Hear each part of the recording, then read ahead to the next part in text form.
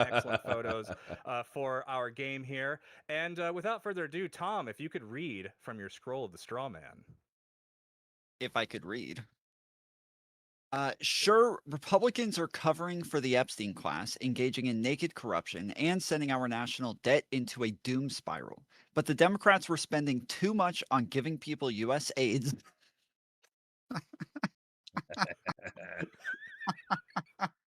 Uh-oh. That's good.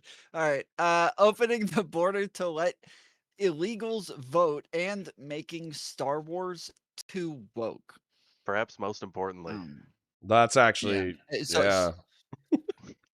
So I'm supposed to take that and turn it into like a good faith version. Spin this shit into gold, Tom. What can you do to turn this argument into something that's worth respect? Democrats are more in favor of immigration than Republicans are. They're seemingly more okay with immigrants coming into the country, and that there are some unintended consequences that can come from immigration, to the point that I think a lot of Democrats aren't willing to acknowledge, because there are a bunch of racists who use immigration or their anti-immigration sentiments for their racist agendas. And so now it makes it where anytime somebody is against immigration, they look racist. So everybody's afraid of looking racist, to where they feel like they have to be the most pro-immigrant person so that they are the least racist person. All right. Well, I mean, you kind of honed in on the immigration aspect of it. What do you think about Star Wars being too woke? Do you think that that's the Democrats' fault? I mean, I was more wondering about all those conservatives using gay dating apps and giving everybody U.S. aid. So I thought that's where we were going to go. No. No, I want this one. Look, there's no way that you can think Connor Laura Dern. There's no way that you can think Laura Dern in the Star Wars second Disney, postquel or whatever. There's no way you can think she looks like a good character unless you're actually a fucking dipshit progressive. There's no fucking way. She literally, like, she fucking shits on the people that work for her. She talks shit to them. She doesn't tell anybody what the mission is. Her plan is to slowly let her cruiser get raped by the Empire. And then when anybody is like, hey, this is a dumbass fucking plan, she's like, shut up, man. Trust her. Okay, yeah, trust her. Dude, and she was She's literally, she had purple hair and she was wearing like a flimsy silk dress. What the fuck was that? That's I literally have no idea who Laura Dern is.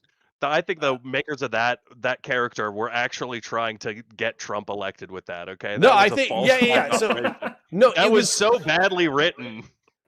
It was so woke that it had the opposite effect. You're just trusting your lives in her hands, dude. It was just Chud rocket fuel. I'm still pissed about that. It's been a decade.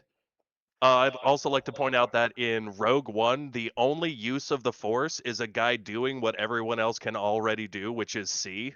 That's not what the Force is about. He's a differently able Jedi who uses his power to just see normally. That's fucking awesome.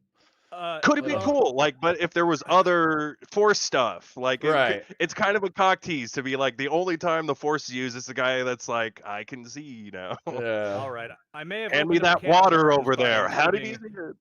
May have opened up a can of worms by including woke Star Wars in our straw man steel man, as it's apparently invited some scathing criticism from two of our panelists. North, do you have anything to add to this particular straw man steel man?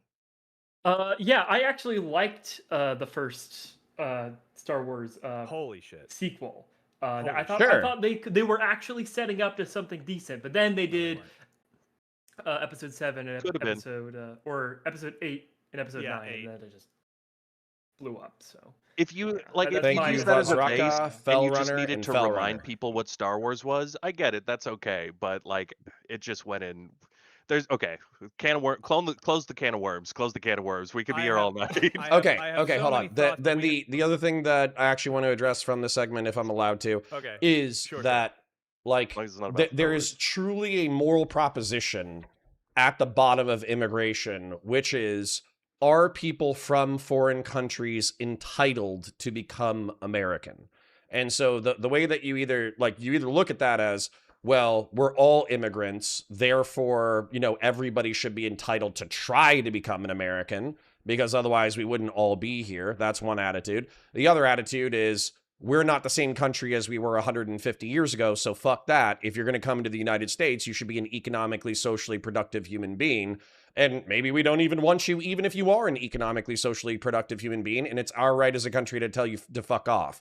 And that's at the bottom of that moral proposition. The other thing that's at the bottom of the moral proposition for USAID is whether or not American taxpayers should be spending substantial amounts of cash in order to prop up an international commercial and military empire. And the truth is that if you look at when this was mandated by the American people, it was only mandated twice. Once in the 1940s during World War II, in which we were sucked into foreign intervention, and then another time during the OPEC crisis in the 1970s. Besides that, there has not been popular support for an international American commercial empire.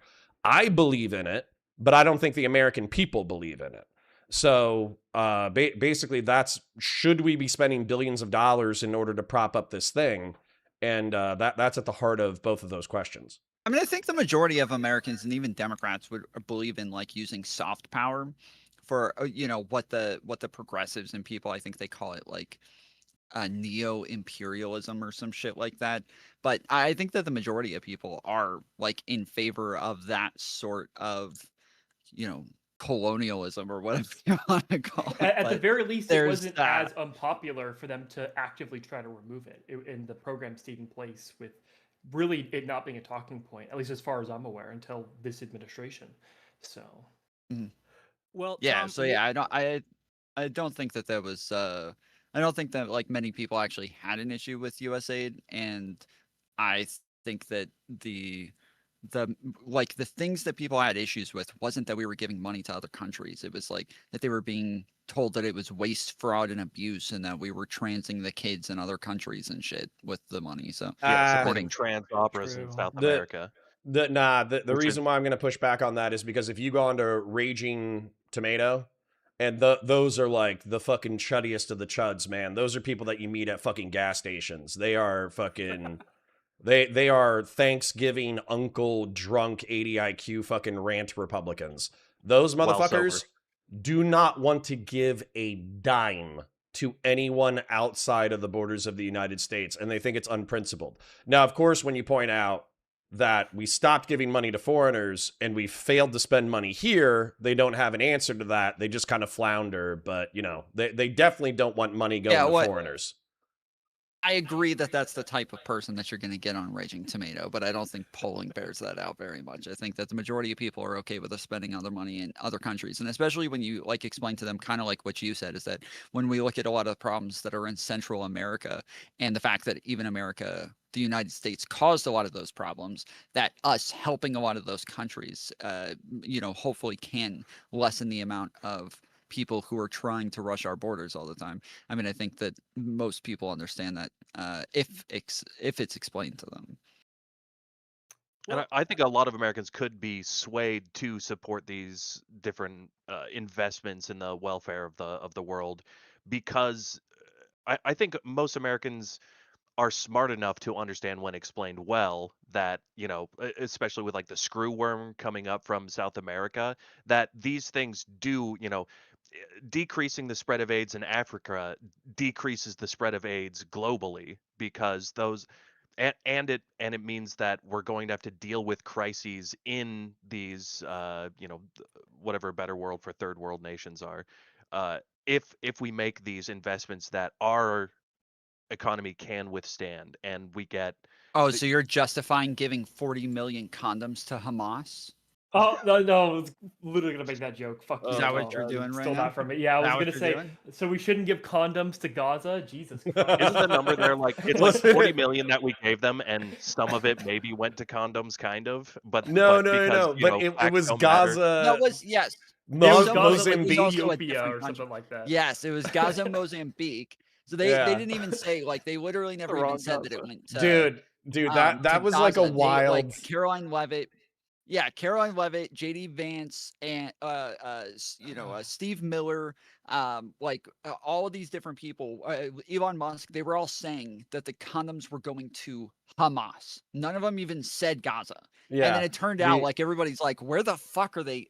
What is this? What is happening? And we all had to go look into it and find they didn't even reference what contract they're talking about. So eventually somebody finds something that says like Gaza on it. So they're like, okay, maybe this is it, but it's Gaza, Mozambique, and it is $40 million, but like some portion of that is for condoms and some of it's for other things. So yeah, it was just probably mostly food. Like so insane. I'm a huge fan. Well, hold on. I'm not a huge fan because I think it makes us live in a post-truth society. But I am a huge fan of the notion that the American government is propagandizing the American people to thinking that like during a genocide, like during the Holocaust, Americans are spending like millions of dollars to airdrop condoms to people who are being holocausted. It's a it's a crazy mental picture.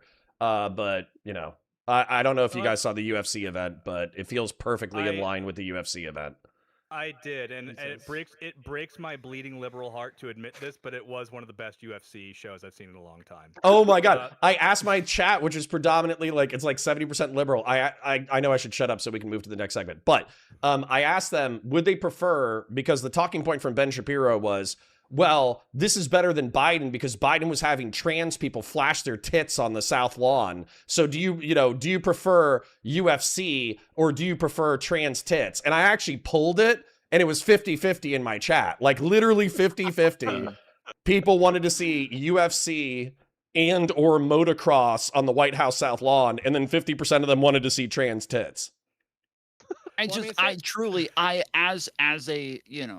a soy liberal, I am actually so annoyed with some of the soy. Like I scrolled through TikTok today watching people screaming and yelling about like, did you know that when governments in the past started doing gladiator fights, that's when they decayed and fell apart and Rome disappeared because they were doing that, and now our president is spending our money on it's not tax funded. It's not like this is UFC has been around for a really long time. This is not new or anything. They've added way more rules since they've been around. Like it used to be, you could just wail on somebody's nuts over and over, and it's legal. Nowadays, they actually have protocols and shit. So yeah, if anything, like they've gone the other direction. Well, as far but as even on top of that, like the UFC event is one thing, but then like the fucking ballroom, the reflector pool, like I feel like at this point, like we got to stop crying about every little fucking thing, dude. Like, holy shit. Just like, can we there's like actual important things going on, and we're crying about a fucking ballroom, a reflector pool, and the UFC. This is actually if Epstein and the war in Iran didn't hit, then probably the reflecting pool is not going to be like the straw that breaks the camel's back on this one. Oh my god, they wasted money on a pool. No, but okay, I understand exactly what you guys are saying, and I'm not trying to like endlessly circle jerk this first fucking straw man, steel man. No, you're good. But I think the reason why a lot of liberals and myself think that the reflecting pool is funny, or at least ironic, is because it's so indicative of what Trump does. He like comes in, he tries to reinvent something because he thinks it's being done wrong. He does something that the experts say, don't do that. That will make it worse. He says, fuck you. You don't know what you're talking about. He fucks it up. He makes it worse. Then he has to fix the thing that he fucked up. And then he says, you're welcome. Then he says, you're welcome at the end of that. And that is just like the endless Trump cycle. $10 billion to get like 10% below where we used to be. Right. No, it's the Trump cycle. With the war in Iran right now. Yeah, we've got a peace deal that's like I'm okay 80%. with people like I'm okay with people talking about it. I'm okay with people using it against them. It is wasted political capital. I agree with you. Well, even on top of that, the fact that he tries to use it as some sort of propaganda tool where he's like, I actually care about America. I want us to look beautiful. The Democrats hate beautiful things. All they do is destroy things, but we want to build things. We want to make things look good. And that's why we're going to make the reflecting pool, the America blue color, and like all that I get it. So he's doing all that. It's fine to do it back. I just think that, sometimes people just take it like way too far and act like like it's actually a big deal and it's actually really like horrible, and it's not that There big. is an argumentation that this is like a mechanism for bribery and corruption. Basically, you create these ludicrous government contracts, and then whoever is going to present you with the most bribes is the one that's going to ultimately win the contract in the end. Yeah. I mean, we've that was seen part this of my with issue as the well. ballroom. We've seen this. I don't know about the reflector pool, but there's rumors with like the UFC fight that it was rigged in the end, and that they were placing bets on that in the market. I don't know how much veracity there is in that, but I don't think there's I don't any think this truth to that. administration is above that. There's a little bit more with. I Daniel, derailed us. what's his If we name, don't move to the Cormier next or straw man, whatever. steel man, we're gonna be here for an hour. Fucking, it's my fault. We could milk the clock all day on this. So, last word, Tom, since it was your straw man. Yeah, I was gonna say that, like, even with the pool, there was a thing that came up initially where Trump said that he was like reaching out to one of his guys who knew about pools to see what it was they could do to fix it. And then eventually they did a no bid contract. And once they did the no bid contract, everybody's like, oh, well, then he gave the contract to his friend. Very, very early on in the process, CNN went and looked into it, found out that the person that he gave the contract to, there was no relation between Trump and that guy, that the guy who he had said that he reached out to initially did not have the contract and was like based somewhere far away to where he couldn't have even possibly have done it. And so it was pretty much debunked from the very beginning. Didn't stop anybody from continuing to say that his friend got the no bid contract and that was the only reason that they were doing this, is so he could give his friend more money. It doesn't seem to be true. There doesn't seem to be any evidence to it. But the UFC fights with Eric Trump, looking into injured fighters and crap like that, that I don't know. That one's still yet to be could be a hack that somebody put in Daniel Cormier's Twitter account when he, I guess, wasn't being mindful of his password or something. I just, by the way it was written, I don't think it was something that he would have actually written, but time will tell, perhaps, or probably not, actually. But either way, suffice to say that much like the character within the Straw Man, we shouldn't be making molehills when there's so many mountains to look at. With that said, North, are you ready for your Scroll of the Straw Man? Oh boy, let's do it. Here you go. Fuck it. Fuck it. Just give up. The Republican Party is cooked. Just bail, dude.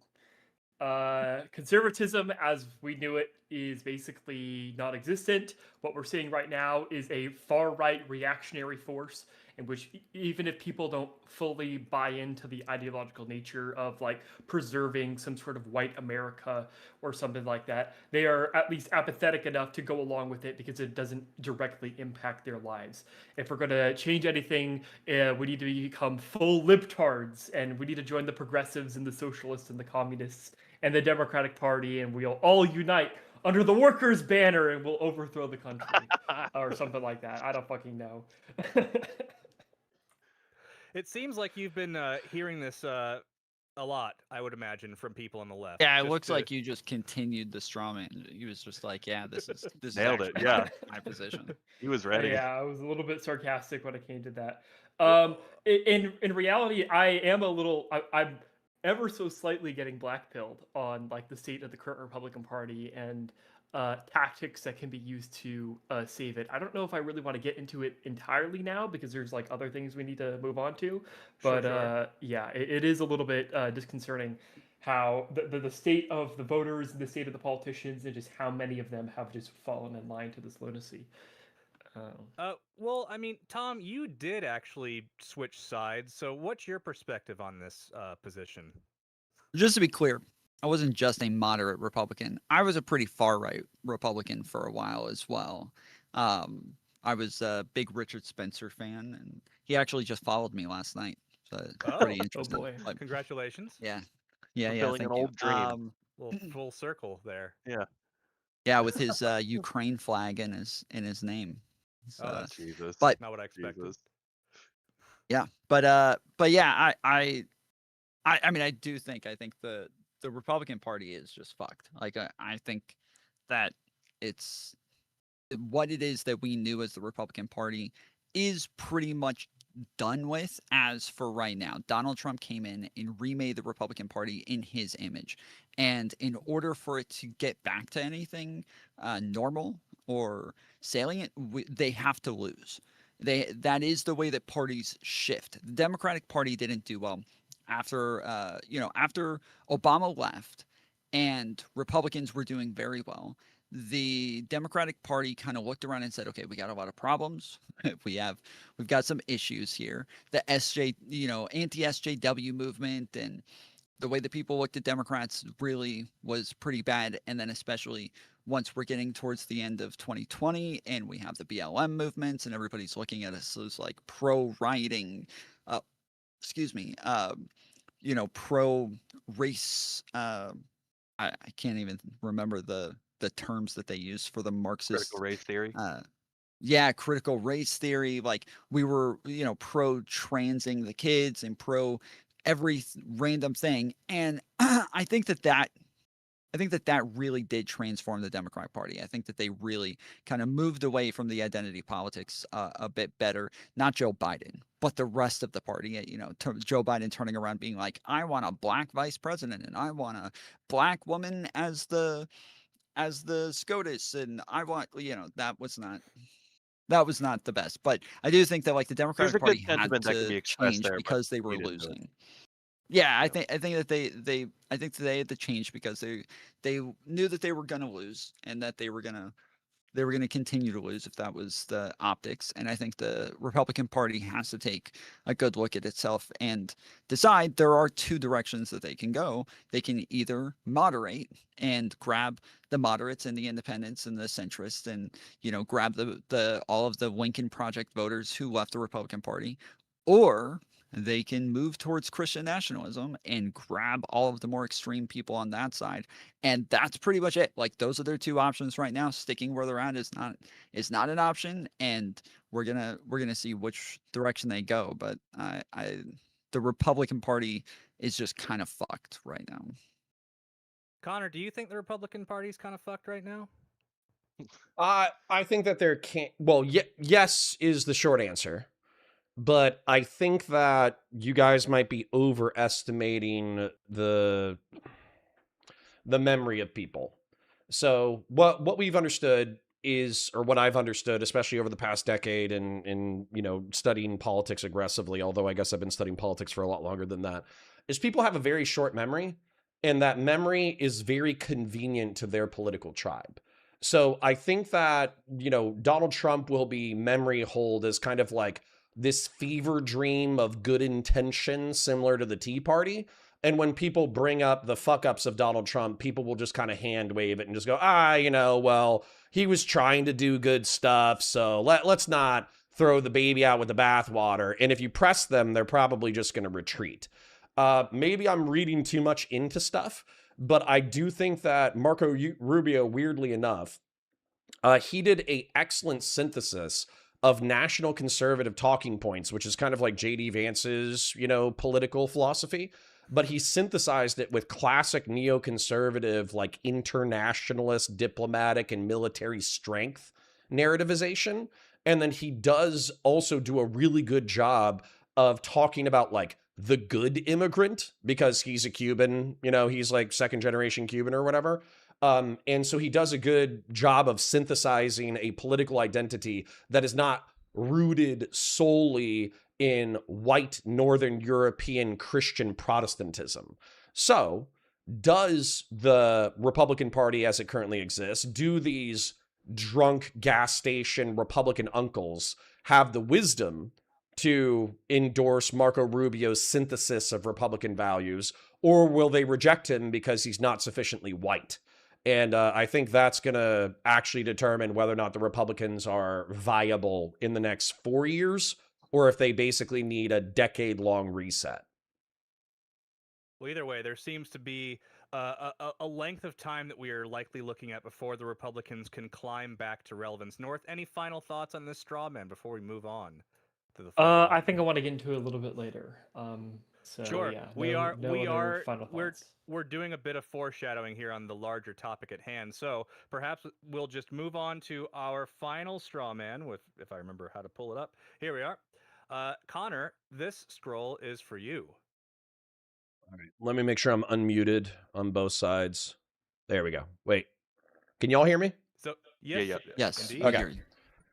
I don't care if the Democrats run AOC, Graham Plattner, Hassan Piker, actual Hitler, or Corn the Blood God, vote blue no matter who. This is just true. What? This isn't a straw man. This is a steel man. I literally see Hutch getting bullied on this every single day. He's like, hey, Graham Plattner might have like raped a few people or murdered a few people. And IRI is like, I don't care. Vote blue no matter who. Like sorry, this is not a straw man. This is actually just accurate. And by the way, I have people like this in my chat. Blood God. Christian Valeris has been fucking yelling at me for a year, and he's like, no, AOC's a moderate. You know, don't worry about it. She's been moderating towards the center. The leftists don't even like her anymore, and the guardrails will hold against President AOC. You should, in a showdown between Mitt Romney and AOC, rebalancing the United States of America is so important. You should vote for Democratic Socialist Aryan AOC. It's crazy. And for those of you who don't know Aryan AOC, just Google ARYAN AOC, and it's Alexandria Ocasio-Cortez, bleached blonde hair, blue contacts. So it's neo-Nazi Aryan AOC. Terrific. Would this have been a more effective straw man if we'd used Nurgle instead of Corn? No. But, although I do think that Asmongold, weirdly enough, is actually like a Nurgle-like cultist.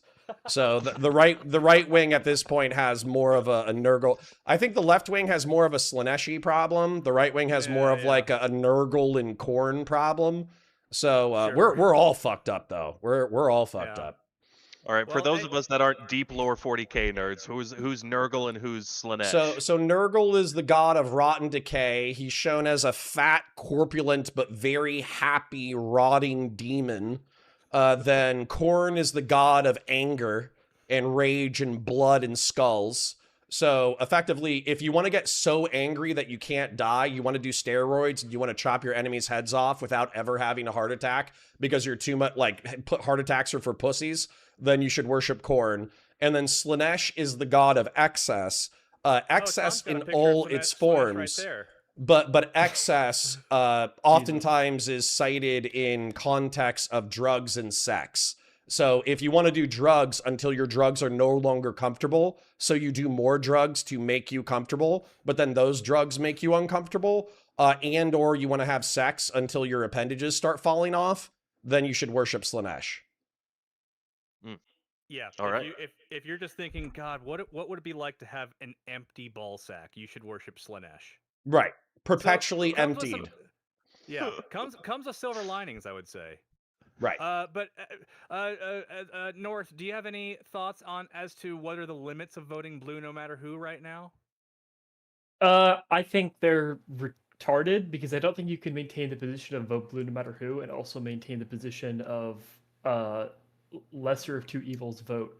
Like if the Democrats were running literally Adolf Hitler and the Republicans were running like Mitt Romney or Mike Pence or whatever you want to consider a moderate Republican, whatever that is even defined as these days, like obviously I think you would vote for one over the other. You would vote for Republican over the Democrat.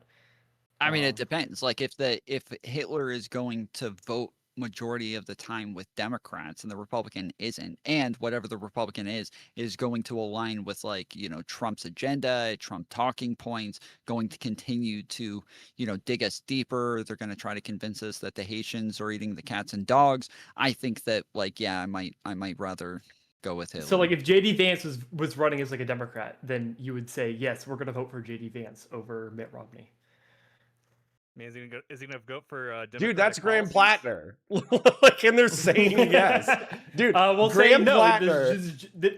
They're running under the flag of being a Democrat, but I know, but hold on. Graham Plattner has a social democratic Bernie Sanders economic populist base, but he had a Totenkopf SS Nazi tattoo that he only got covered up in the past 3 years.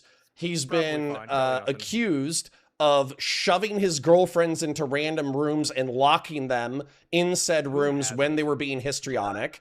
He allegedly was sitting naked in his living room with a fucking tomahawk, sharpening it. And when his girlfriend was like, "Hey, what the fuck are you doing?" He's like, "I need to be ready for home intruders." You know, like, this guy sounds awesome to me, but I don't know why he sounds awesome to you. He sounds awesome to me because he's going to vote for the Democratic policies. And get that lady who said that Donald Trump, quote, learned his lesson when she voted against impeaching him the first time around. I think that's what the Democrats are thinking. Jesus. Yeah. So, you know, listen. Hate life. Leaves a bad taste in my mouth too, brother, but, you know. Listen, I don't know if I'd go as far as I think Corn the Blood God, but Plattner's yeah, all right. One guy for senator is not that bad. Like, this is something that was really frustrating. Is what I was watching Asmongold yesterday, and he's like, "I love that Democrats are backing Plattner because this just ruined their entire moral high ground against Donald Trump." And it's like, really, this one guy from a little tiny fucking state of Maine that undoes 3 fucking elections for president. That undoes that. That's just the one fucking state that undoes that. That's fucking insane. I even for like the majority of people who are backing Graham Plattner, the majority of them don't deny that he lied about the Totenkampf. The majority of them don't deny that he ever had the Totenkampf. The majority of them don't deny that he's like had these scandals. Whereas with Trump, yes, they all deny the fucking crimes that he committed, the rapes, the fucking, you know, corruption. They all deny that outright. So it's not analogous. This isn't that big of a deal. Do I wish we had a better candidate than Graham Plattner? Yes, of course. I wish there was somebody who is more. So what's funny about this discourse, though, is everybody is constantly appealing to the 51-49 majority of the Democrats. That way they can, you know, basically, you know, maybe carry out impeachment proceedings or whatever. What if none of us get what we want? What if Graham Plattner wins, but another senator loses? And so the fucking Democrats are stuck with a 49-51 or a 50-50, but they also did vote blue no matter who. I keep hearing people bring that up, but I don't think it matters all that much. No, I just think God is going to do that to us because he's not done shit posting in order to upset us. We're on that timeline. If everything we've seen before is going to tell us what's coming next, it's that. Yeah, everybody's like, no, you have to vote for him. If that gives us a 49-51, that's still better than a 48-52. So you know, the political calculus is the same, but it would be funny enough. I think God is going to stick his finger in our eye again. Yeah. Is it truly unconceivable that Graham Plattner might be that much of a liability that even with like the 49 versus 48 to 51, that it would still be preferable to have the 48 versus the 49? Probably not, but the one constituency, no offense to my Jews, the one constituency that I do see consistently arguing that Plattner is more of a liability than he is an asset are Jewish Democrats who are saying like, we can't believe that you're willing to vote for a Nazi for a Senate majority at the sacrifice of a minority group's safety. You know, that. What the hell is their problem? That's the only group that I hear. Well, be that as it may, quite frankly, I think yes. If Corn was going to be voting for Democratic policies and voting alongside the Democrats for Supreme Court judges, it very well may be blood for the blood god. Yeah, but okay, but let's take that back to reality a little bit. Where is your line on that list? Like. I don't. Dude, I'm pretty sure we intentionally picked people that would none of. Yes, Arian AOC is hot. I get it, Tom. But what was so funny about I was committing the sin of watching Snarkers the other day. So I was watching a Snarker creator named JStock, and he was laughing at the struggle session between IRI and Hutch. Because he was like, Hutch, you just have to accept it. Even if Plattner raped 100 women, you have to vote blue no matter who. And there was like kind of this, I forget if it was in the commentary or if it was in the debate itself, but there was basically like a conversation of like, how many rapes is too many rapes for Graham Plattner? Is it 2? Is it 3? Is it 10? Is it 100? Like okay, if he was a serial killer... Like if he was like gonna vote for the right Supreme Court justices, but he was drowning a kitten in the river every single day, and the police were not doing anything to stop it, how many drowned kittens are worth Democrats' consciences? And the truth is, like, basically the consensus on Live and Learn was like vote blue no matter who, you know, fucking 365 dead kittens per year, 4 years, you know, like 1,500 dead kittens. They were just like, yep, we need to kill 1,500 kittens in order to get the right Senate majority. I think that's how we should weigh all suffering, is how many kitten murders is it worth? I think we found a new way to measure it. Beautiful. Indeed. Another breakthrough here in the marketplace of ideas. Wonderful, and what a fantastic way to end our first segment, Strawman, Steelman. Thank you all so much for playing along. And we're not done with that segment yet. We're not done with this one? I'm just kidding. Oh, okay. Why did I listen to you? It's not. We're letting our guests take over the goddamn show. Sorry. I know. Listen, I swore after the Pisco episode that I would never let that happen again, and here I am, just rolling right over and showing my belly to Tom so he can tell us. It's okay if you do it for me, just not for Pisco. That's sure. I forgot to mention that part of the rules. Yeah. Pisco really likes to linearize his arguments. What's that? Oh, sure. Oh, I was saying Pisco loves to linearize his arguments, and what I mean by that is he likes to have the conversation that he wants to have. Not the conversation that anybody else wants to have. It was literally the problem that we had, is that like he like literally grilled me and one other person for like an hour, and we allowed him to take turns between the two of us.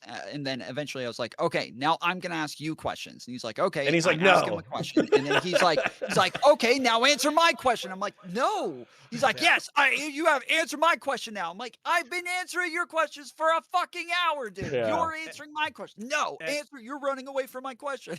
Yeah. And the most embarrassing part for me, Connor, was that I left my testicles at home, so I did nothing to stop it. It's okay. Oh my gosh. I remember moderator.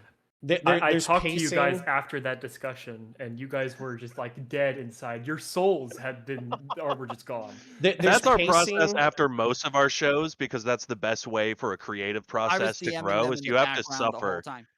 You have to hate yourself until you're perfect. That's the way to do it. The pacing. Well, number one, you're never going to be perfect. Number two, the pacing is something you have to figure out, because as hosts who are trying to bring on other creators, you have to figure out like what's the line of guiding the conversation sufficiently that you actually create good content versus being so demanding and so hostile to your guests that they no longer want to come on the show. And that is a difficult line to tread with strong personalities. Indeed it is. With that said, perhaps the line is right here to reminisce about our failure to moderate debates properly and the point at which we will go into our discussion. As James mentioned, we do have one former Republican and two future former Republicans with us today. We will be discussing the future of the Republican Party and where it currently stands. We've talked a little bit about some of the current events happening, the Iran deal, the UFC event. Why don't we start with North. North, you mentioned earlier that you're being black-pilled on the state of the Republican Party today.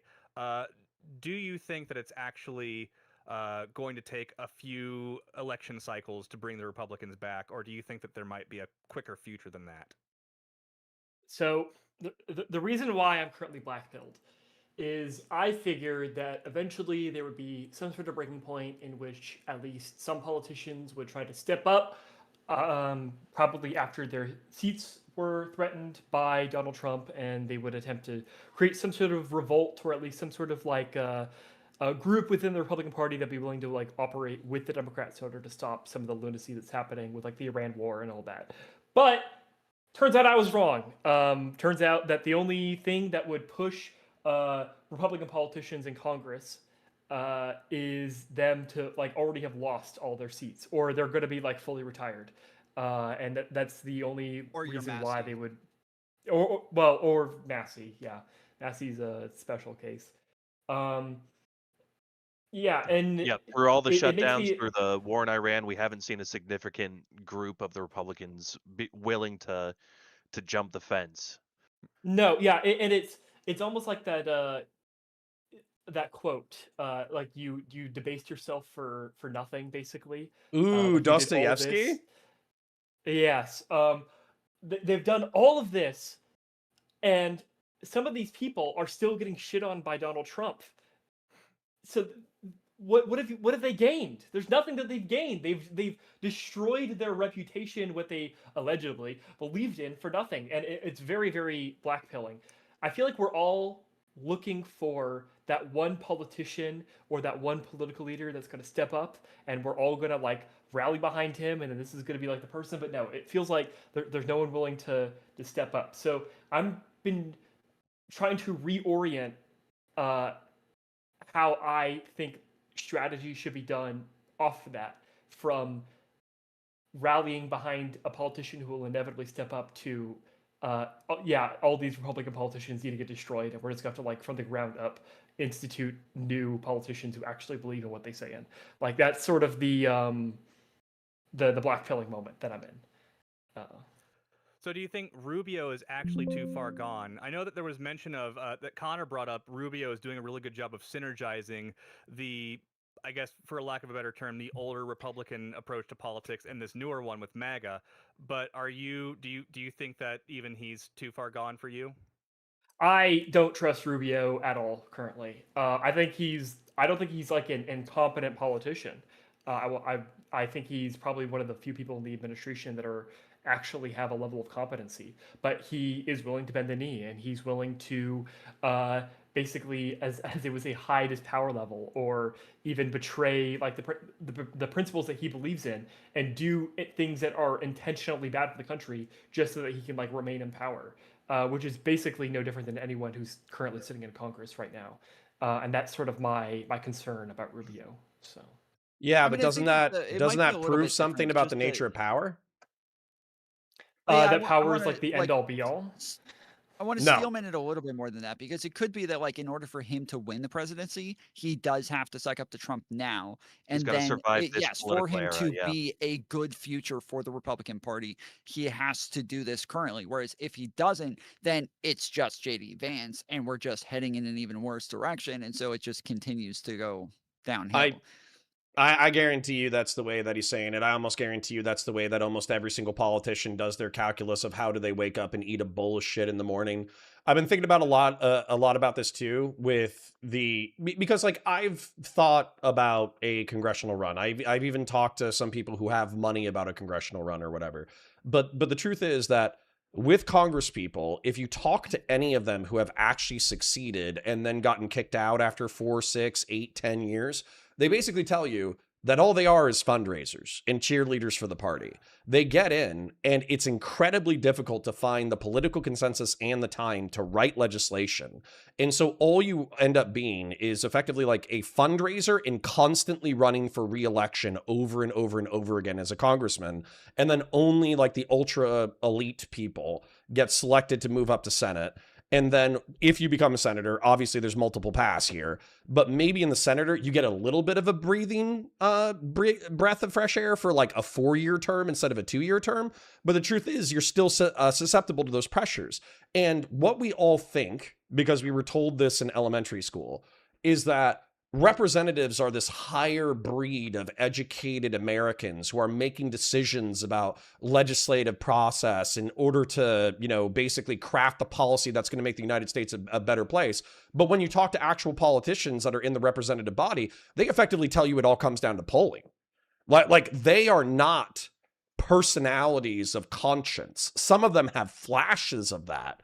But what they do is they actually look at what is in their specific constituency, and then they reflect back whatever their constituency is demanding of them. And by the way, it might not even be a clear, like 80% of the constituency is demanding this. It could be like 51% of the constituency is demanding this, but they're from your party. And so even if it's bad for the American people, but it's your path to an election victory, then you say that thing. And so we're kind of like, I know that this is part of the reason why I don't identify with direct democracy or democratic philosophy, is like, we are pretending that actually, I do think we are trapped by elites to some degree, but I think we're also trapped by what do they call that prison with like a single pole in the middle with a security guard, and the security guard can see into all the cells? I don't know. It might be called a panopticon, but I'll Google it in a second. But the truth is, it feels like we're all watching each other. And so that's why we can't make any progress. Because if anybody actually has like a crisis of conscience, like, I don't know, Thomas Massey, he gets raped, you know? I can't believe Thomas Massey should be lauded as an American hero, and he lost. By the way, I have got on screen. It is indeed a panopticon. Yeah, and so a panopticon is the reason why I bring that up as like a metaphor is because it's one security guard, okay, and he's watching 500 prisoners, but the security guard can't really leave because the 500 prisoners would kill him. But then the prisoners can't act up because he can see inside all of their cells. So it's kind of like this prison structure of perpetual weakness, where the masses can't do anything because they're constantly being observed, but also the security guard can't do anything because he's trapped in a sea of prisoners. And so, okay, Tom, we get it. Aryan AOC is hot. Holy shit. So, all right, the reason why... What's that character from that Andor show? The ISB lady. Yes, Deidre. Fuck me. Deidre. Oh, yeah. Yes. Yeah, a little bit. Dude, I'm literally breaking down Andor right now. But the... sorry if it sounds hopeless to me, but the point is that, like, we are trapped. The reason why I bring up Rubio is because, yes, I think it's vile that Rubio partook in the dismantling of PEPFAR and USAID. I also don't know if he would be a viable presidential candidate in 2028 if he had not made some level of peace with the MAGA movement. The MAGA movement is still representative of between 40 and 55% of the Republican Party. Donald Trump is still polling at 70, it's literally like 65 to 85% approval within the party. But also, I don't know that he'll actually run against Vance. And I think that is like the thing that would make this, like, you know, worth it or make him seem like a saving grace. And I don't know that he'll actually run against Vance because he is a team player. He does seem to play his part. And running against Vance, it seems like Vance is up. It seems like it's his turn. It might be, but I also think that they're all getting older, right? They're all in their 40s or 50s. And so saying, you know, hey, how about you be my vice president? If he thinks, because Vance has been quite weakened by the Trump administration, because he's obviously viewed as Trump's proxy, and he always has to sweep every single dumb fuck thing that Trump does. And so weirdly enough, I think that if Marco Rubio was the presidential nominee, I think that would actually stand a chance of beating a Democrat. Whereas I think if J.D. Vance is the presidential nominee and Marco Rubio is a vice president, I actually think that stands a higher chance of losing. I agree, but I just don't think that, because I think in order for that to be the case, I think that J.D. Vance and Marco Rubio would have to run against each other, and then Marco would have to win the primaries and then name J.D. Vance as his VP, whereas I don't think that's going to be organized outside. Okay, I'll call Marco and I'll tell him, it's like, bro, you got to get that dog in you. You got to get more cutthroat. You're going to have to backstab. Like, I hate to say it, but if you want the presidency, this is the upper echelon of politics. You're going to need to cut J.D. Vance's fucking throat. You're going to need to say on public TV, it was J.D. Vance's idea to cover up the Epstein files. You need to say on public TV that it was J.D. Vance's fucking idea to, you know, basically have this like pussy weak ass fucking negotiation with Iran. Like, you're going to have to cut his throat on live TV. And then name him as your VP. yeah, and then after you're done cutting his throat, he can be in the State Department after you cut his fucking throat on national TV. Look, the problem is that we would never expect him to be able to do that, right? Because I don't know. As we've described, he killed 3 million Africans and he still somehow slept at night. I mean, what's backstabbing your former colleague compared to killing 3 million Africans even like anyways. through preventable disease? Before, right? It's the fact that like they can't they can't distance themselves from like the MAGA thing. It's like a continuation, right? And I feel like any attempt at like subverting or distancing yourself from JD Vance is essentially a fuck you to the Trump legacy. But I think this is how you spin it. I think this is how you spin it, and I'm already seeing them do it, by the way. They say Donald Trump had good ideas, reshoring manufacturing, promising American, what is it? Abundance to the American people, not being burdened by foreign interests, not getting trapped into endless foreign wars. And you know what? He tried to execute that agenda, but the truth is the system is so entrenched that they prevented him from actually executing his agenda. So if you trust me as the torchbearer of Donald Trump's legacy, I promise you, we're going to carry on the legacy of making America great again. We're actually going to make America great again. We're actually going to try to drain the swamp. We're actually going to do this, actually going to do that. And then as soon as the reporters ask you about the billions of dollars in cryptocurrency, you go, Vance's fault. It's bad. What do you want me to say? And then you keep it moving, you know? Oh, I haven't heard of that. I mean, I think you would just say, like, Oh, I haven't heard about that. I would have to research that before I give you an answer. What was that, Tom? Yeah, I'll have to look into that. Yeah, I haven't heard about that one. I'll have to look into it. So you are more bullish, I guess, on Rubio than I am. What exactly do we expect a Rubio presidency to even look like, considering the fact that it feels like he's willing to betray everything that he's like talked about previously and bend the knee and say the things that need to be said? Like, I don't even know what exactly I could expect from a Rubio presidency. Like you mentioned that he might be able to be like combining the Christian nationalism with like the old school like neoconservatism, but like I don't even know what that would even look like. I haven't really seen that articulated, and that kind of that have you seen the Munich speech? That scares me. I've heard about it. I never watched it directly. I would watch it, because basically what it sounds like is he will play to the MAGA base by saying, oh, we don't want to get trapped in these foreign wars, and we don't want to spend billions of dollars in endless wars, and we don't want to do this and we don't want to do that. But American strength relies on its partners. And so as a result, we're going to be working with our partners to make sure that we have a secure, safe, abundant world that Americans can profit from. And we're not going to apologize to the woke globalists about being America first and our national interests and all that kind of stuff. And so when I say national conservative, what I actually mean is that national conservatism actually does share a lot of fascistic political corporatist language, where it basically says Americans are Marco Rubio and or JD Vance's and or Trump's primary concern. If Africans die as a result of cuts, tough shit. They need to figure out their own stuff. If Europeans need to spend more money on defense, tough shit. They need to figure it the fuck out. If the Strait of Hormuz can only be opened by American military might, and we have to blow up a few hundred fucking Iranian children to get it, fucking done, tough shit. America and oil rolls first. And that's kind of like the, it's like a muscular chauvinism.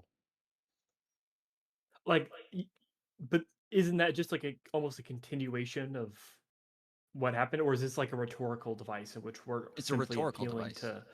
It's a rhetorical device, but I also think that Rubio is smarter in reference to geopolitical considerations. If you ever hear him talk about Cuba or Iran or any situation whatsoever, he doesn't sound like a fucking 80 IQ Alzheimer's dipshit stumbling around what he thinks the world should be. He actually sounds like a pretty well-educated, well-informed, intelligent man who's trying to execute technocratic policy that's good.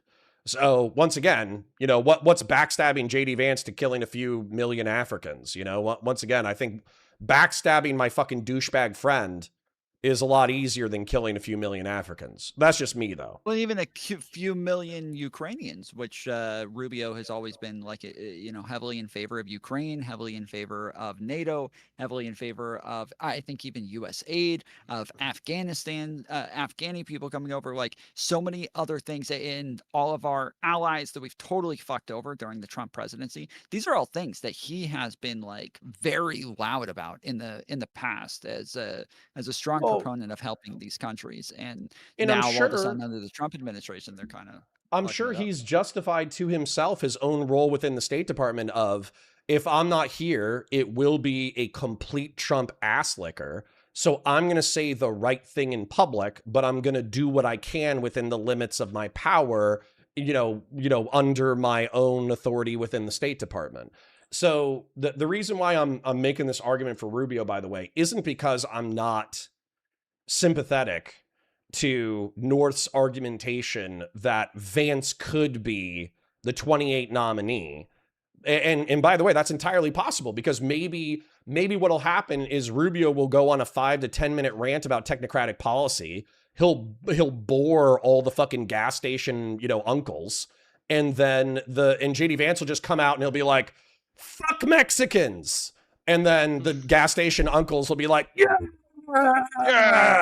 So like, it's entirely possible. The best possible. Nobody's saying he's the best possible scenario, right? But Rubio. I think Rubio, based off of the current political landscape, I think Rubio is the best possible step forward for the Republican Party. That's what I'm saying. Best possible. So I'm not saying I'm saying that he is the lesser evil. I think it's the best way to put it, because he is obviously there is a much better candidate that would look somewhere, but more like a centrist, or almost like a Republican Biden, or something like that, or maybe even closer to like that. There's a lot of, but those people are just not there right now. They don't have the they don't get any oxygen in the party right now. Yes, even the Republicans say this shit though. Even I know you guys have seen the memes, and I'm not trying to rely too much on internet bullshit in order to predict political futures. But when you see the memes are JD Vance fat as shit with like a fucking weird goofy neck beard, curly hair, doing goofy dances in the background of national disasters. Whereas the pictures of Marco Rubio are him dressed up as the Shah of Iran, or a fucking Mexico cartel leader, or a sailor in diving equipment to demine the Strait of Hormuz. The memes are completely different, and they basically say, JD Vance is a fucking clown sticking his tongue up the ass of the Trump administration, and he has to laugh that off, because if he gets pissed off about it, it's going to stick even harder. Whereas the memes about Marco Rubio are effectively about his competence and how he's the star player in the Trump administration who isn't a total dipshit. And I think that narrative is not only common in the internet sphere, I think it's common in the Republican Party itself. Well, JD Vance has lost, just one last thing, and JD Vance has lost some political capital within MAGA as well, because when the Signal group chat leaked, he was in there undermining Trump and talking about the fact that he didn't like that we were helping out the UK. He was, throughout the war with Iran, there's been a lot of leaking, or there's sources saying that he's undermining the project, or that he's been saying that the Netanyahu got them into a war that they can't win, and that they're all fucked now, and that he's he's the one that's being sent to Iran because Iran trusts him over Trump and everybody else, and to MAGA, the terrorists liking him is really bad. To MAGA, the fact that he was undermining Trump and not just sucking his dick in the group chat is not good. There's a lot of areas where he has lost political capital with them by not just being a complete, devout. I do want to emphasize, I know it sounds like I'm coming on pretty strong for Rubio, but that's because I can only see if North is right, that the Republican Party is completely bankrupt, devoid of substance, it's effectively Trump's cocksleeve, then they need a decade-long reset because they'll have an identity crisis once they get their teeth kicked in 2028. Because so much of the Republican momentum has been set on the MAGA movement. Whereas I think that Rubio is the person who's capable of synthesizing old school, neoconservative, social conservative, traditional conservative, fiscal conservative, and the newer national economic populist conservative into a single tent. I think he's smart enough to do that. And I think the Munich speech does that. And so I see him as potentially cutting short the decade-long identity crisis. And if there's one thing that I really trust the Democrats to do, I swear to God, it's to lose elections. Like it's to snatch defeat from the jaws of victory. It's to have, Gavin Newsom come out on fucking stage and like inject a fucking baby with estrogen and say trans kids now, trans kids forever. Trans kids. I truly trust the Democrats to fuck up their own optics so bad. It took a pandemic for them to beat Donald Trump. It took a literal like once in a century pandemic for them to like beat him by 2%. Not good. Okay, and they were still able to fuck up the optics in 24. They were still able to be like, hey, why don't we run an octogenarian for a year and a half who can barely string sentences together, let him get raped in a debate, and then run a black woman with an annoying laugh? Let's see how that works out. And it worked out predictably. I don't blame the Democrats for that. That was on Biden. I do. I don't blame Democrats for that. I don't. Okay. That was not Democrats' fault. That was Biden. One other for Democrats, but I would say primarily on Biden. Sure. Yeah, it's on Biden. One other concern about Rubio that I want to address before we move on. Why do we think exactly that he's the most effective person in the administration? Like, I know people say that he's, intelligent and effective at his job in the State Department, but like, I can't, now that I was like mulling it over in my mind, like, what is it that Rubio has done effectively as part of like his job working in the federal government? Fuck the job. He ran for president and was actually one of the top candidates in 2016 running against Trump. It went Trump, Ted Cruz, and then Rubio. Like, no, that's not what I mean. What I mean, like I can answer this. There's a viability aspect of like being elected, but then there's also like a running aspect. Like, sure, you could say that. Like, I can answer this. Agreeable to Rubio's foreign policy, but like, what about him actually doing domestic running of the country? Well, he hasn't. He's in the State Department. So what I would say though is wait, but I'm sorry. Hold on. What about his time in the State Department? Wait. Before you, he's like effective. I don't. Why? The reason I didn't answer your question, the reason I went to that is because the whole time, like Connor and I have been making points that like he would be a more moderate candidate. I think you agree with that, and that like we made points about like him actually respecting our allies and things like that. But what matters most is his electability. Like that is the thing that like MAGA currently sees him as a respectable person within the administration. He hasn't had these major fuck ups. He hasn't had these major dramas like literally everybody else, like Kash Patel, like Pam Bondi, like everybody Dan Bongino else. He is the one. Dude. The amount of fuck ups in the Trump administration, even Scott Bessent, Scott Bessent, the guy whose name rhymes with dicks, I fucking forget his name. But if you look at Tom, sorry, that's actually like a fucking brilliant point. If you look at the Trump administration, they're effectively comically laughable. And there's two responses to that. You either acknowledge that they're laughable and you're like, yeah, but they're just shit posting. It's okay. Who cares? But you still admit they're laughable. Or you deny it and you're deeply entrenched in the fucking cult and therefore you're getting laughed at from the outside of the fucking Trump cult. But if you're talking about Carolyn Levitt, everybody you just named, Pam Bondi, Dan Bongino, Kash Patel, JD Vance, and Tom has been specific about JD Vance's fuck-ups that will alienate him, not just to the outside of the Trump and MAGA movement, but to the inside of the Trump and MAGA movement. So he is just not as big of a fuck-up. And to answer your question a little bit more directly. The thing that I'm trying to correct is that electability is the thing that like we're really pointing at here is that, yes, he's obviously a better candidate just because he's more moderate, but also he is electable. And that is the main thing that matters. And that's what I wanted to reinforce was that when it came to the dismantling of PEPFAR, USAID, and the State Department or whatever, he should have made a moral stand against his own boss, but he would have been fired. So he killed 3 million Africans with grace. Then, when it came to the Ukraine, and he didn't bitch about it either, even though he looked like shit during press conferences. Then during the Ukrainian negotiations, he was like his soul leaking out of his body. You could actually see it.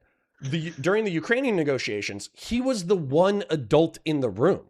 JD Vance took an opportunity to effectively shit on Zelensky in public as if he were a child instead of the leader of a foreign nation, whereas Rubio kind of like, not only did he negotiate a substantial amount of the talks between Ukraine and the United States, but he was also kind of sitting in the corner with his hands folded, staring at the devolving situation like an adult, kind of not saying anything, but his eyes were like, oh, fuck.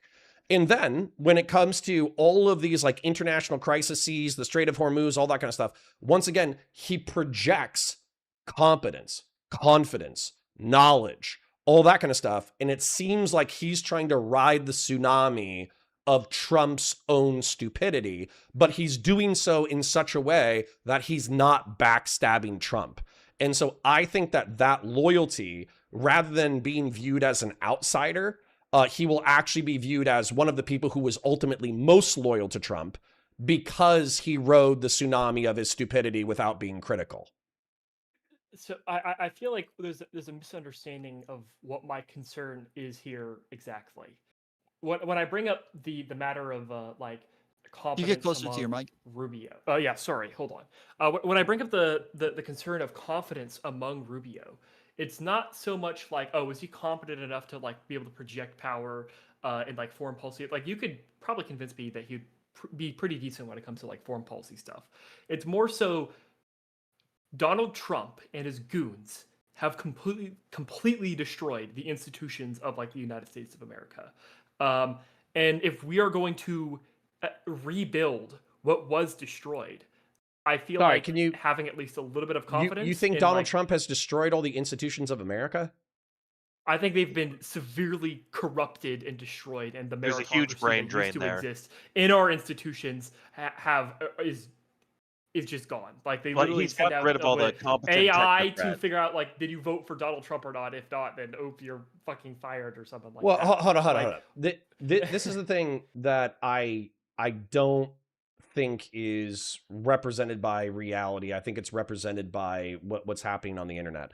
So the State Department, or excuse me, not the State Department, the State Attorney's Office and the FBI and the DEA, ATF or whatever, they've lost like 30% or 40% of their employees. I think it's literally like thousands or tens of thousands of federal employees have just left. You know, they weren't even furloughed. They were saddled with stupid fucking goals and they quit.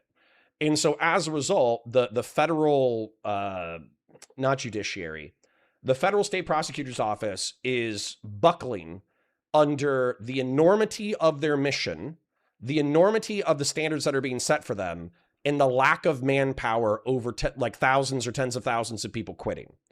However, I think that regardless of whether or not it's Gavin Newsom or whether or not it's Marco Rubio, I think those positions will be restaffed post-Trump because they're not going to be as stupid where they're like, hey, we're going to deport 11 million immigrants, but we're also going to fire 40% of your staff.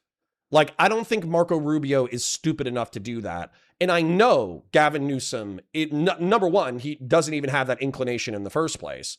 But number two, he wouldn't do that as a matter of competency. If he wanted to deport 11 million illegal immigrants, he would actually like staff properly, probably push for legislation that increases immigrant judges and all that kind of shit. He would actually view it as like a comprehensive technocratic whole. So this belief that American institutions are irretrievably corrupt and bankrupt, I think is hyperbolic to the extreme. I wouldn't say irretrievably. Maybe you misunderstood that. It's more so they have been severely damaged and so do you think Rubio maybe not like for forever to rebuild that? It will, yeah. I do. It'll certainly take work to rebuild it, and I don't know if Rubio demonstrates the qualifications or Well, when North, when Who we're looking at else? the two options that we're putting forward when it comes to JD Vance or Rubio, like these are two people who have been in the Congress for a while. These are people who have a lot of connections. These are people who are capable of doing the things that Trump wants to do better than him. And between the two options, before I continue, between the two options, do you think that JD Vance might be a better option than Rubio? Hell no. Hell no. Okay. Okay. I reject the binary of the choice, but you get into that and then No, that's fine. That's fine. JD Vance is a fucking chameleon. Like, this guy has changed over and over and over. He's had like 3 to 4 different versions of himself in the short amount of time that he's been in Congress. And this most recent one is the most drastic difference from who he was when he first started running. It's the fact that he's in with people like Peter Thiel and these guys the technocrats. I want you to keep talking, but I just want to remind everybody. Yeah. Let me tell you a conspiracy theory I heard in DC that is fucking hysterical. Sorry for interrupting. Please continue. Okay. But yeah, the fact that he's like been in with these guys, the fact that like anytime he speaks somewhere, there's been massive patterns of where you can see he is just a drastically different person from one point to the other. And when it comes to people who do have political capital within the Republican Party and can run and win, those are the only two that I even see right now that have any possibility of winning. Now, there are other people, Ted Cruz, Chris Christie, they'll be in the primaries, but they're not going to have the same name recognition as people who were just in the administration. Correct. Yes, there are other people who will be around, but yes, they like Chris Christie, unless there's a blowout, possibly be a good.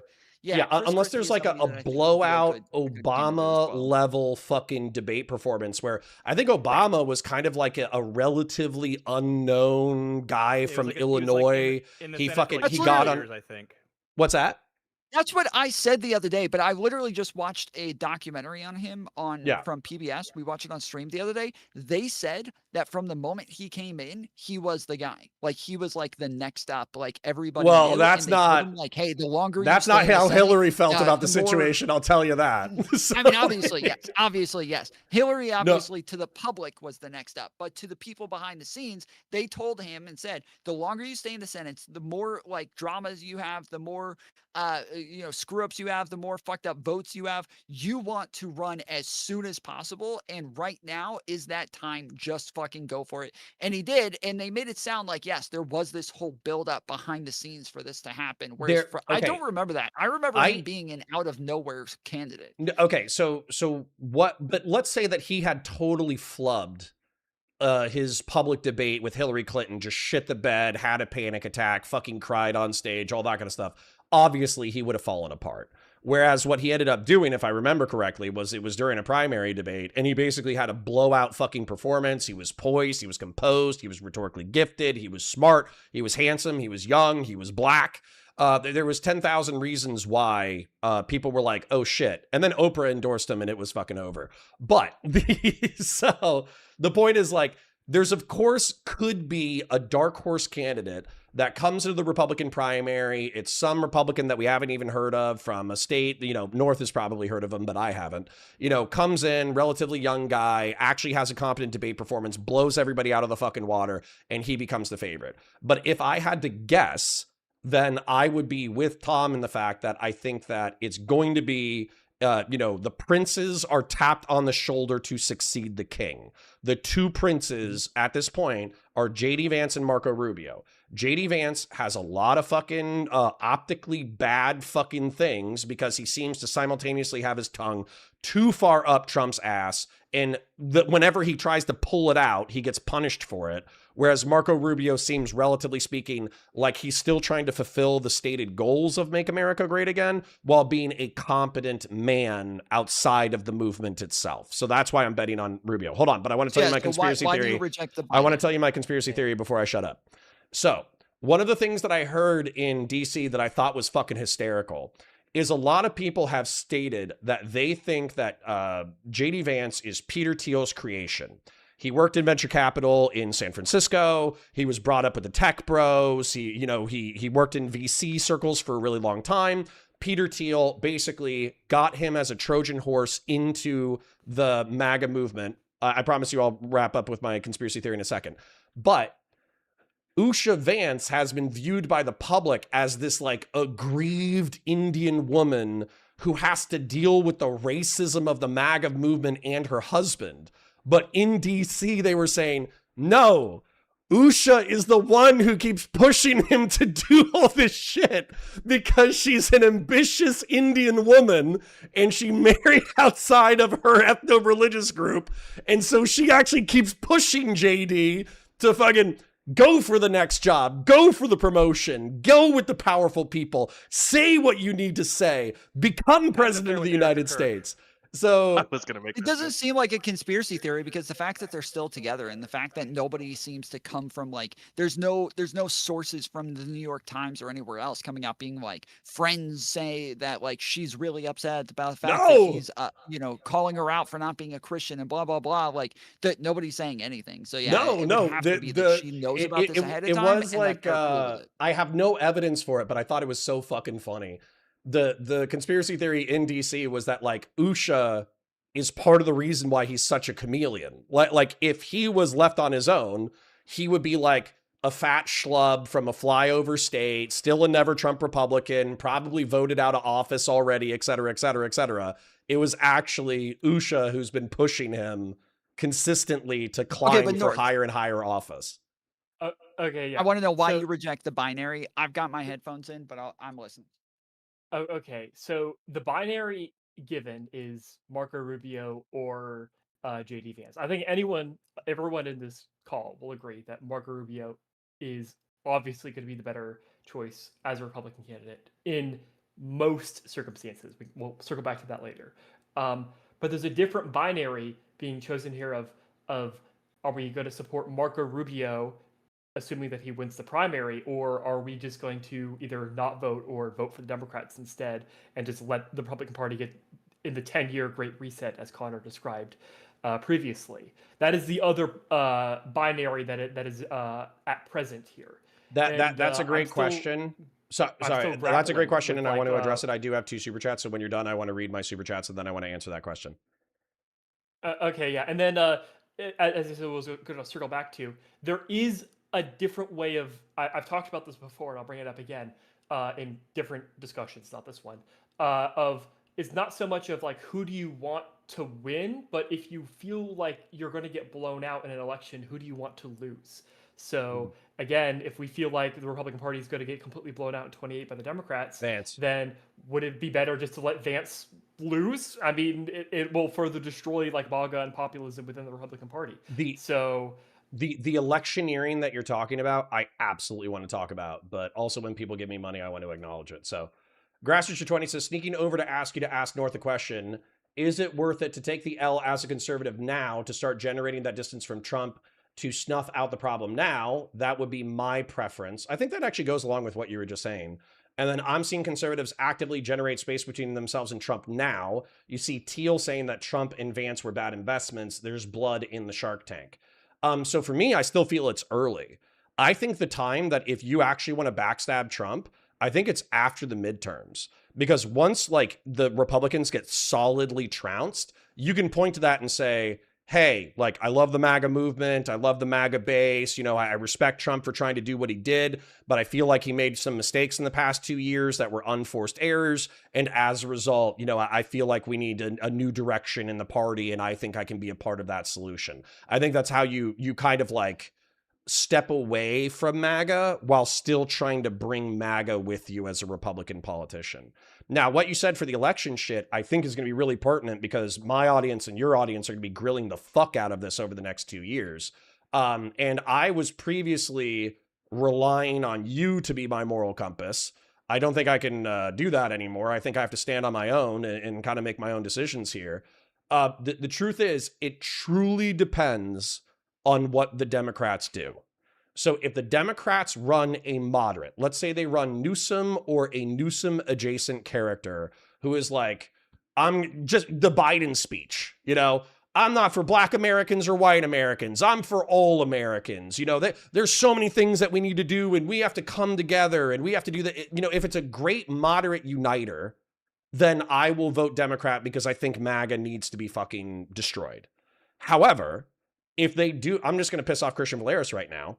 If they run a fucking democratic socialist or an ultra progressive, I'm either abstaining from voting, or if Rubio's an option, depending on the severity, I might vote for Rubio.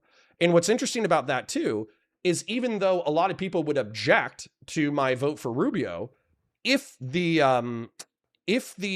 Democrats have the House and the Senate, he would be a fucking lame duck president. So he could set a cultural tone and forward a legislative agenda that's moderately conservative. But if he was to try to get anything done during his presidency, he would have to be a bipartisan. So that's where, for me, like a Democratic majority in the legislative houses, a conservative majority in the Supreme Court, and a conservative president is not the nightmare scenario that we've been dealing with for the past decade. Well, as long as we're talking about odds, false binaries, the odds makers have Tucker Carlson as the third potential nominee. I will bet out of a plane. I will bet PF Young $100 right now. Tucker Carlson is not running. That guy, he likes money too much. He likes his comfort too much. He likes his log cabin. He likes his cigars. He likes his liquor. He likes talking shit. He does not. He's Dennis. He doesn't want to stay on message. He wants to say some dumb shit. Yes, he is Dennis. He wants to say dumb shit for attention. Yeah. I have to get this reference out. He is Dennis from It's Always Sunny in Philadelphia, where he's talking to Frank and he says, I don't want real power and real responsibility. Wait, I don't want real power because with real power comes real responsibility. I want the illusion of power because I want the puss. So yes. I don't think Tucker Carlson is a particularly promiscuous guy, but I do think that like he likes being critical of power more than he likes wielding power. Okay, so Connor, I have a question for you. What do you think is more important? Do you think that like ultra progressivism is more of a danger to America, or do you feel like the degradation of our Constitution and our democracy is more of a problem for America? Which one do you think is like the lesser of two evils? No, I obviously think that what Trump has done, the damage he's done to our institutions is obviously substantially more dangerous than a black chick on fucking MTV talking to me about white privilege and it going viral on fucking YouTube in 2019. Obviously. But, and y'all all remember who that was. What was it, like Rebecca Ramsey or whatever? Jessica Ramsey? I have no idea what you're talking about. Oh my God. Yeah, there was this black chick on MTV who was running like a Decoded segment in the late 2010s. And I think her last name was Ramsey. She was actually pretty hot, but she was like the most woke person to ever be on television. Francesca Ramsey? Francesca Ramsey. Old heads know what I'm talking about. So anyways, the point is Francesca Ramsey was never an actual threat to me besides like annoying me about video games, you know, and pop culture. So clearly Trump is the greater threat. He almost overthrew the fucking Republic on January 6, 2021. But the damage is done. The damage is done. So at this point, I don't, you know, JD Vance, I would vote against 100%. Like JD Vance versus Gavin Newsom, it's Gavin Newsom all day. If it's JD Vance versus AOC, I'm abstaining from voting. But if it's Marco Rubio and we could set the tone for the future of the Republican Party, actually synthesize 7 different versions of conservatism into like a coherent philosophy, even if he loses, I would want that to be the pace set in the future of the Republican Party. I think if Rubio's smart, he doesn't run. He lets JD Vance run. He lets Newsom win the next election. And then based on how that goes, reset the board. Tries to run after that. Yes, reset the board. Because on top of that, in order to be very critical of MAGA, he has to allow Democrats to win. Then he has to be able to come back afterwards and say, like, this is why MAGA didn't work. This is why, you know, this is where Trump failed. Because after that point, Trump will have been out of power for at least 4 years. He'll still be a kingmaker, but he'll be able to be at least a bit more critical of what was going on at the time. Trump would probably be dead by then too. Yeah, that's the say whatever he wants about him then. Honestly, that's the smart move, but I don't know if that will be worth the wasted political capital of name recognition of being a part of a recent administration. This administration is disastrous. I'm not saying it's not disastrous. I'm just saying that, like, 4 years in the political zeitgeist, then he has to throw elbows. Unless he's a part of a Vance administration, he has to throw elbows in the primary again. And because it's 4 years since he last held a cabinet position, he'll be throwing elbows with Ted Cruz, Chris Christie, whoever the primary, not Nikki Haley, all the primary contenders, and he'll throw elbows as an equal. Whereas if he was a recent cabinet official, he can say, no. I was a part of a recent administration. I'm actually, like, I have my eye on the ball. I know where we need to go. So I'm not saying that you're wrong. I think that is a shrewd political calculus that you're pointing to, but I don't know if it's as advantageous as you're stating.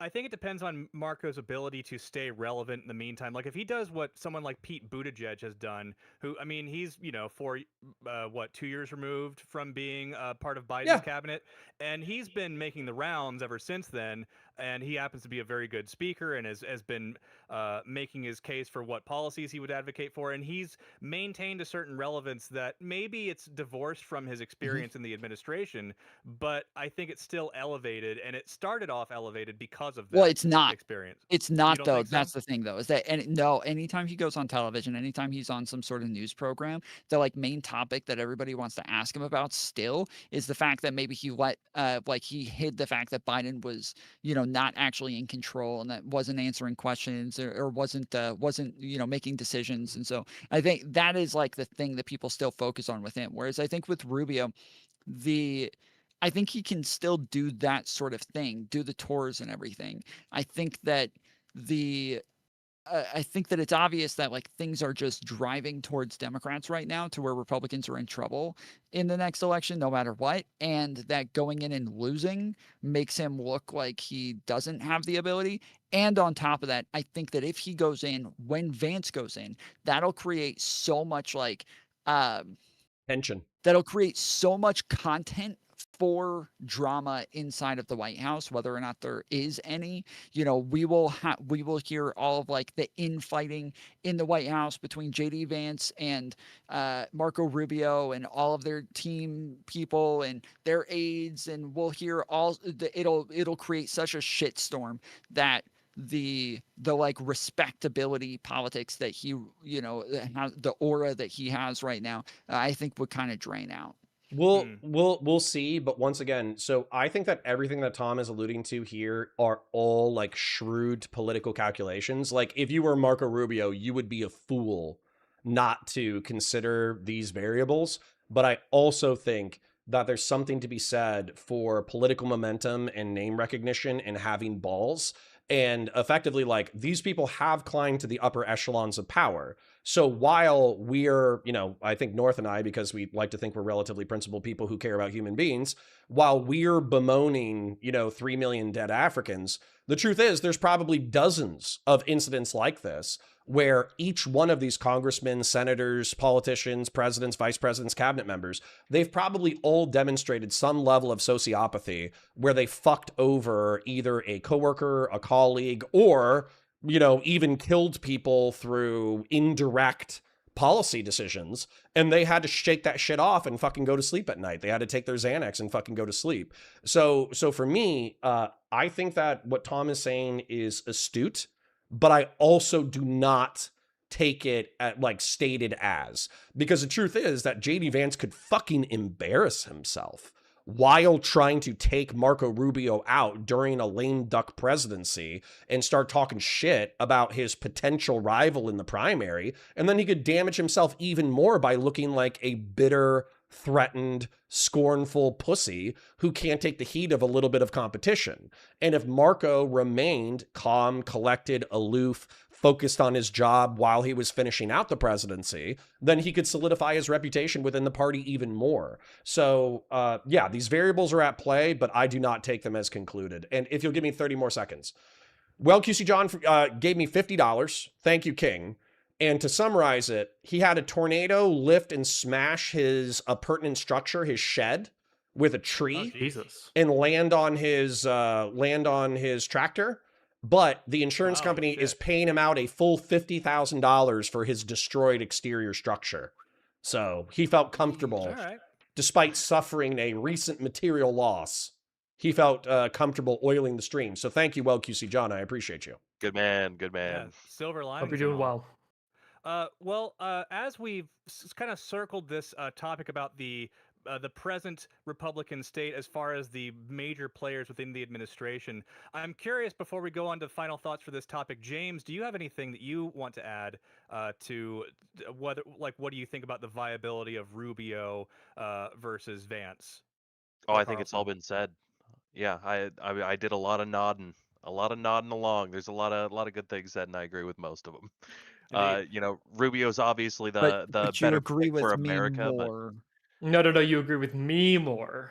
You guys can fight for who I agreed with more on Twitter. We just later. did. We just did. That's why. Yeah. Wow. Well, James, are you going to resolve this, or are we just going to let it hang? I am my own favorite boy. I like the things I said the most, so get fucked. I'll give you Grift point if you. Also, North, in my opinion, you've actually expressed moral, spiritual, and political fear, anxiety, and confusion. It doesn't sound like you see a path forward for the Republicans, and you think they need a decade of humiliation in order to repent for their sins. That's what it sounds like. I love him. There is okay, yeah, North forward, is the best. You're right. North, good point, counterpoint. He's the best. Look. The path forward that we're going to see is not going to be following one politician, I think, is the point that I'm trying to make. I don't think following Rubio into the future is going to be the way to save the conservative movement within the United States of America. If we are truly to build something greater and better than what was before and to learn from our mistakes, I feel like doing so will have to be from people like me and you and the people that are currently watching this stream to be able to step up on their own, to be able to go to their either run for local office or find people who want to run for office, who share their ideals and support them unanimously, getting involved in like local party politics.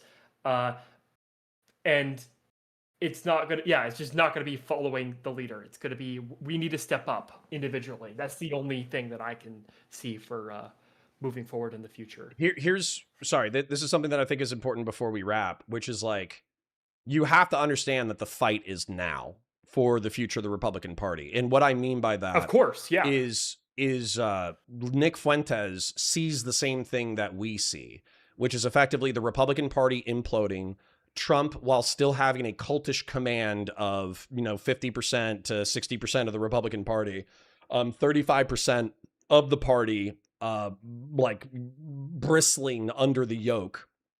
And effectively, when the Trump administration solidly does end after what is likely to be a 2-year embarrassing lame duck walking on like coals, 2 years, there's going to be a scramble for power.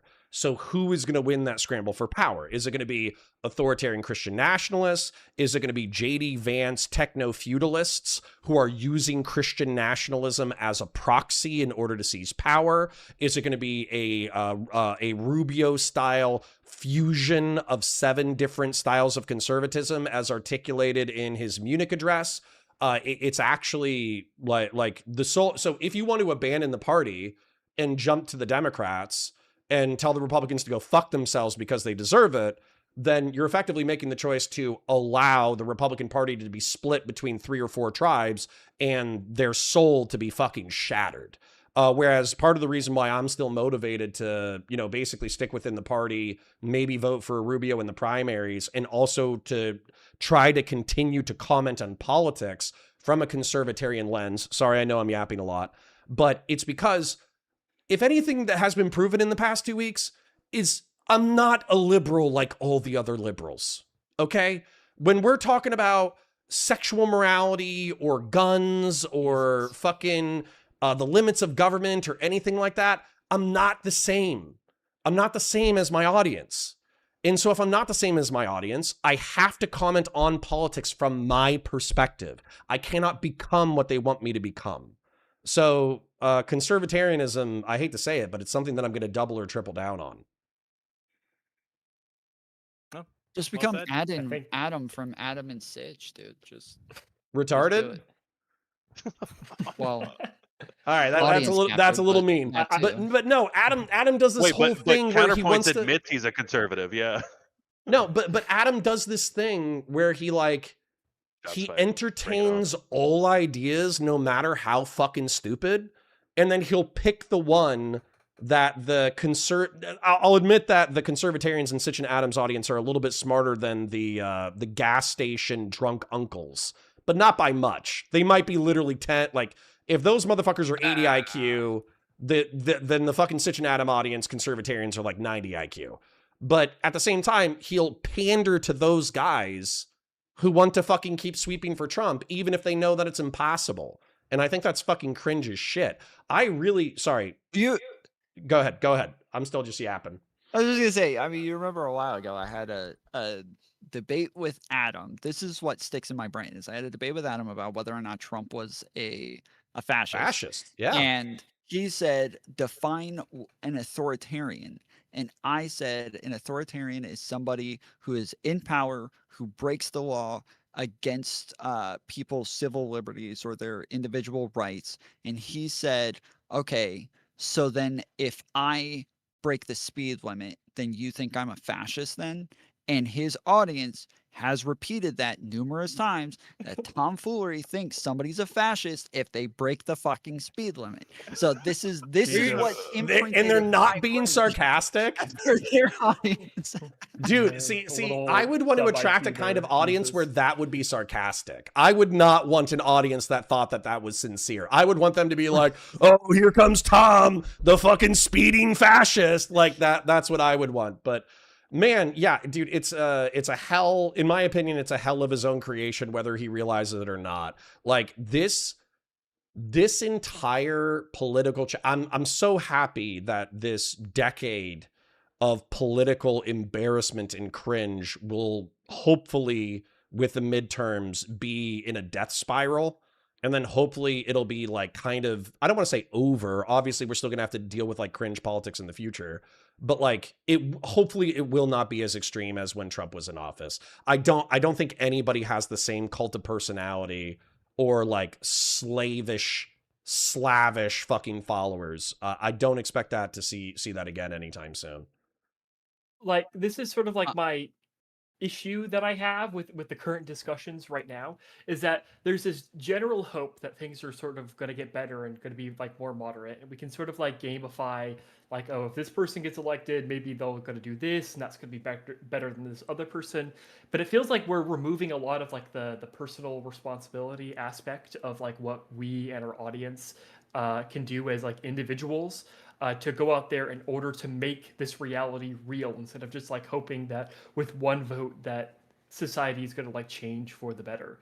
Well, I thought that's what you were doing. I thought you were doing the real Republican grassroots, reaching out into the community, talking to people and touching. And then Donald Trump, I was trusting you. My finances got fucked. I'm sorry. I was trusting you to save us, North, and now I'm fucking sorry, North. I talked to you just a little while ago, like.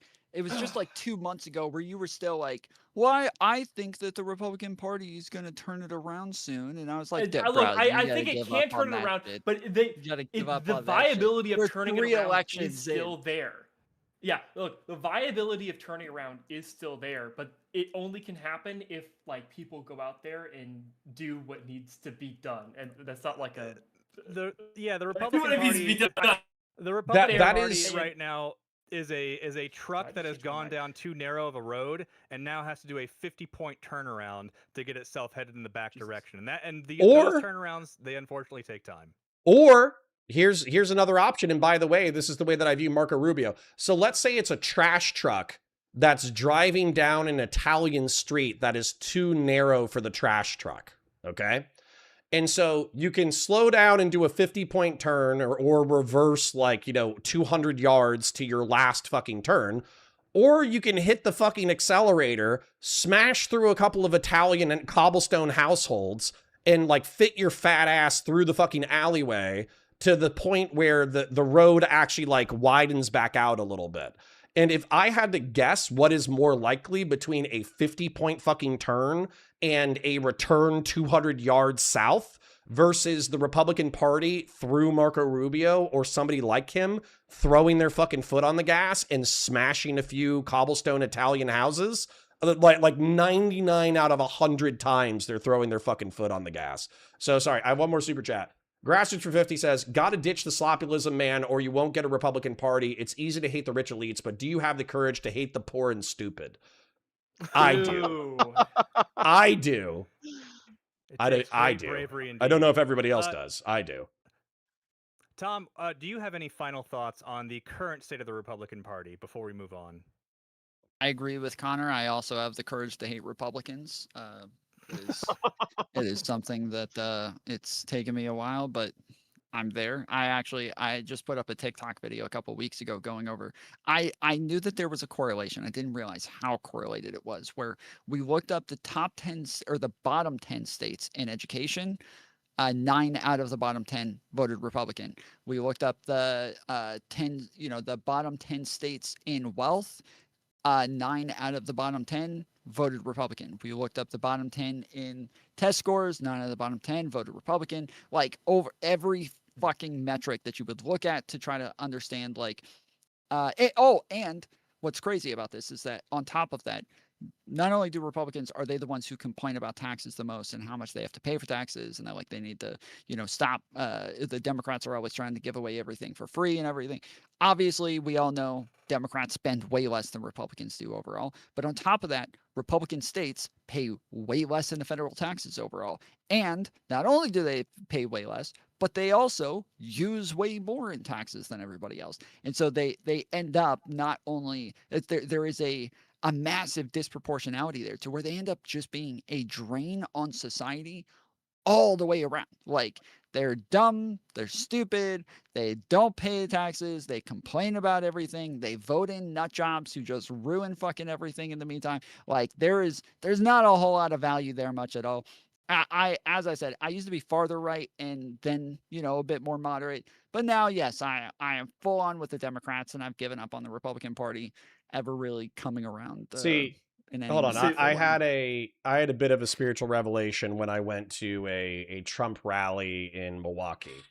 So when I was walking up to the Trump rally, because I was hanging out with Mogler. I was hanging out with Mogler and Josiah.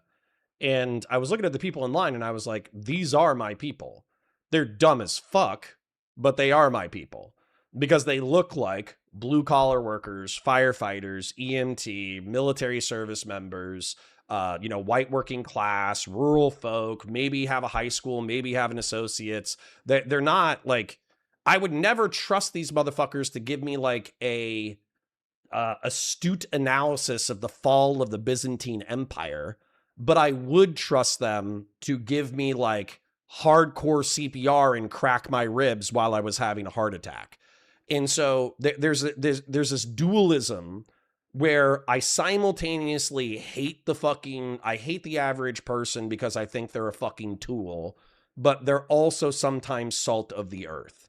And so this resentment that Tom speaks to, I share it.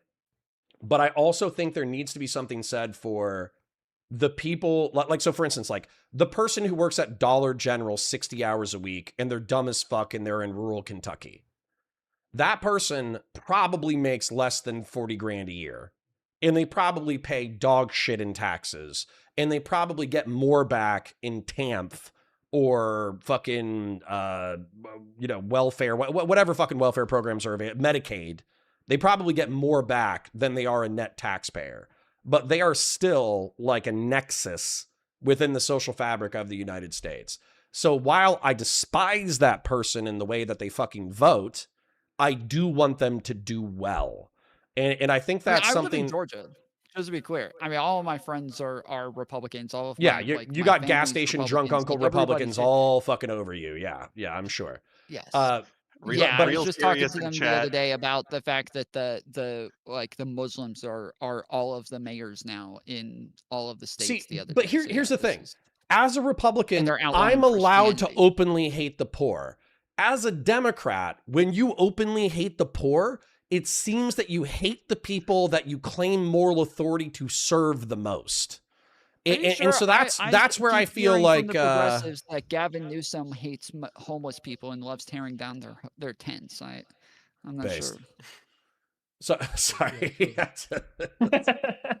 There was a point in there. In the chat says something really funny. The salt of the earth salts the earth, and you're surprised. Yeah, that's clever. Well said. Well said. Real serious. Good way to cap off this segment as we take a somewhat doomed look at the current state and the short-term future of the Republican Party. It's been fun so far. Does anybody have any hard outs that we need to respect? How long do we have you all? I can hang out for like, I would say another 15, but then I have post-recorded content that I committed myself to finishing. So I'm gonna have to dip out in the next 10 to 15 to force myself to go do some editing. I only have about 15 hours as well. Make James say the thing. 15 hours? Yeah, I've got to cut it off at 15 hours too. All right.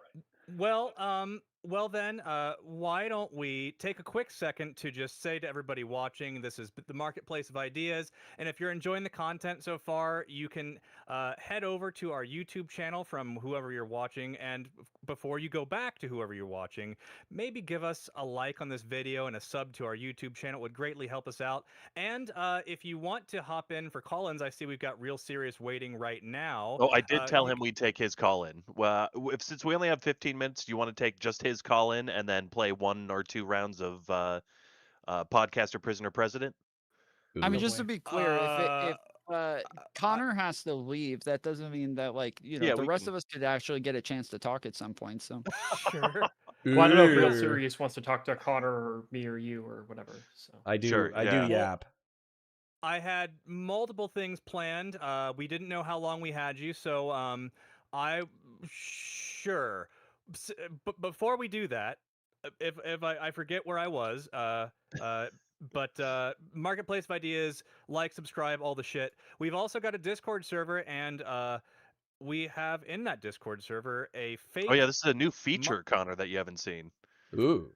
Yes, we have a fake marketplace that you have seen, and we run on our fake currency Griftcoin.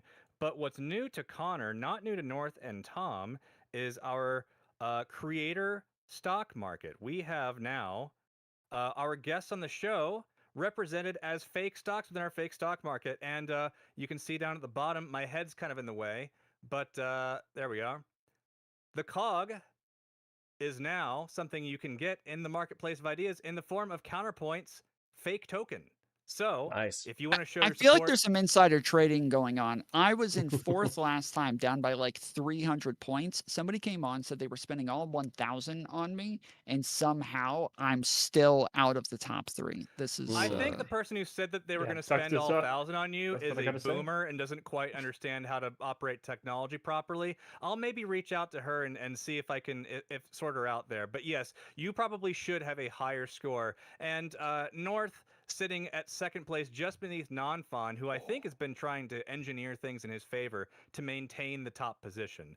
So if you support Connor, Tom, North, or any other creators that we have on the show, you can show your support by giving them your Griftcoin in their stocks here. And I did just post the Marketplace of Ideas Discord link in the chat if anybody else wanted to join the community. Beautiful. Yeah, I did too. You guys can click the link if you guys want to jump in and ask questions or spend Griftcoin. but we've only got about 15 minutes left with Connor, and we do have a caller waiting. So, despite the several games, at least one of which I was hoping to get to before everybody leaves, I think it would probably be right to see what Real Serious has to say. Yeah. All right then. So, we'll just pull him in. Hello, Real Serious. Welcome back. Welcome to the marketplace of ideas, neighbor. Hello. Hello. His mic is there you are. Yes. Sorry, I was watching the stream and was on a delay. Yep. I know your co-host, the Mantis. Hey, someone gets it. That's good. I wanted to ask Connor a question because I would say maybe part of his community a little bit. I think I don't know if this came up during the discussion. I just joined, I think, about 40-ish minutes ago. But you were talking about how like measuring up potential Democratic versus potential Republican candidates, and you said at one point that if it was AOC versus JD Vance that you would abstain, and if it was AOC versus Marco Rubio, you'd probably vote Rubio. I guess my question there is like what is so bad about AOC that makes you say like there's no way I'm gonna vote for her? I'm trying not to meme, but number one, woman. Number two, like actual policies. Didn't try very hard. This is the way that I feel about like left wing policy, is that it's all well intended. Okay, so social democracy is well intended, but I think it functions in the Scandinavian countries for a reason, which is they have like a highly productive populace that is socially cohered, that agrees to high taxation, that agrees that they should work for the whole of the country, et cetera, et cetera, et cetera. And I do not think we have that here. So when we're talking about the United States, we tend to have like a socioeconomic philosophy of individualism, entrepreneurialism, lower taxation compared to the rest of the industrialized world, innovation, and all that kind of shit. And when it comes to lefties, particularly lefties who are more extreme than Barack Obama, they want to engage in policies. So for instance, like, I'm okay with multi-payer universal access to healthcare. I don't want the NHS. I don't want a single payer nationally run state health service. Because if you look at the way that it's run, multi-payer in Germany, multi-payer in Canada versus like single payer in the United Kingdom, that there's advantages and disadvantages of the system. I think it's the incorrect system. And same thing when it comes to, you know, I know firearms is like cringe for anybody to care about in democratic spaces. But when it comes to like the mere conception of the balance of power between civilians and the American military, I think Democrats fundamentally misunderstand private firearms ownership.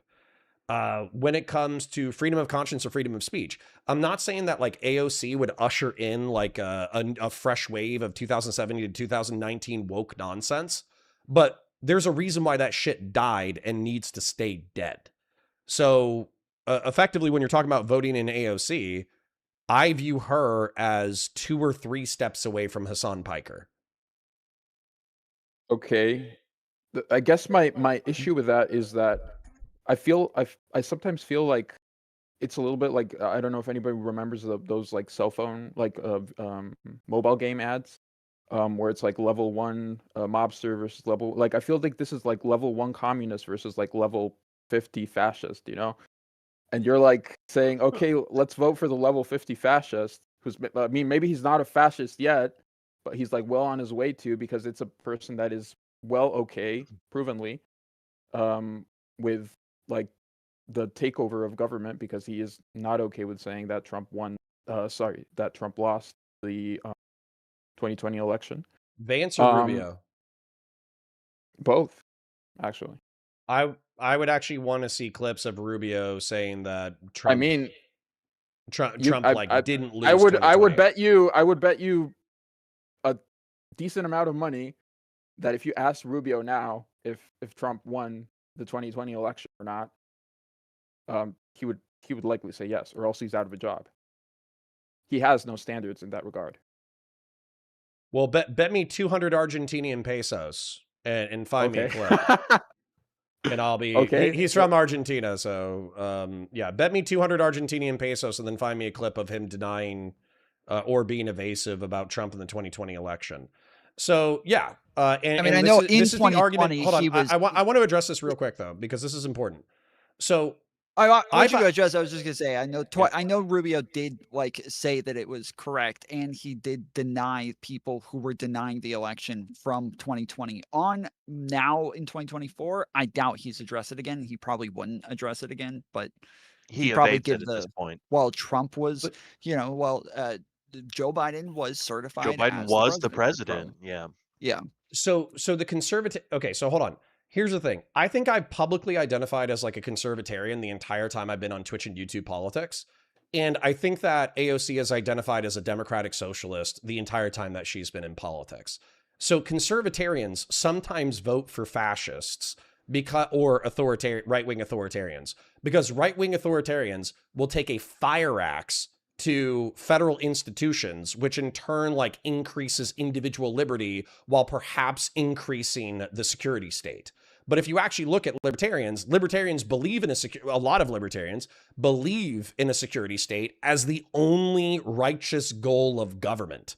Like minarchists are people who want the government exclusively to participate in a security state.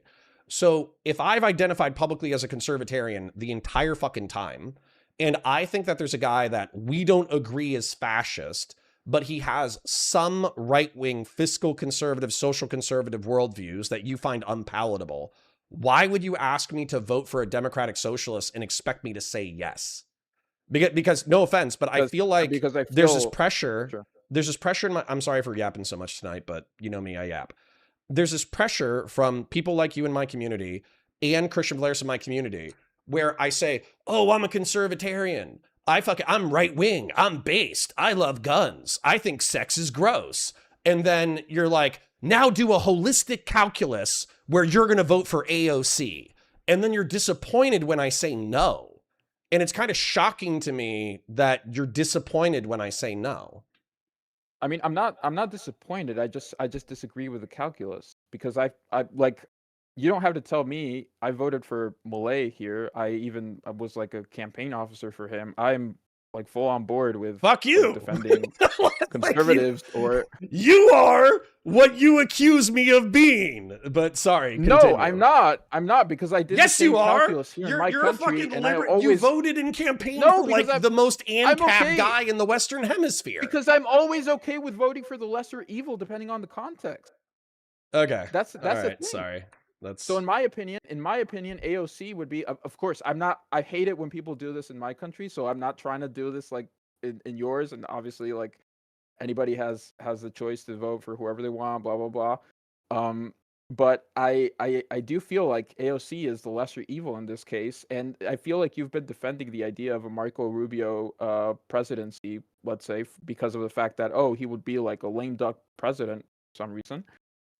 But then when we talk about AOC, it's like, all of a sudden the entire political establishment that is, I would say 90%, well, maybe not 90%, but a sizable majority of it is against democratic socialist policy, would suddenly flip to just agree with her, and she would like institute this like 2 steps from Hassan level type of government. I have to admit there is a like another aspect that I do consider as well, where like I do think that AOC would probably be the lesser evil in that scenario, but I also think that actually having a 2-party system is unnecessary for our country to survive. Even if we're able to get like a Democrat president, anytime the Republicans have the majority in the House or the Senate, or another Republican president, if they continue moving in this direction to where, yes, they do go in a more like Christian nationalist direction, this is going to be just continuously more and more damaging to where we're going to head towards like some sort of, eventually Tim Pool will be correct.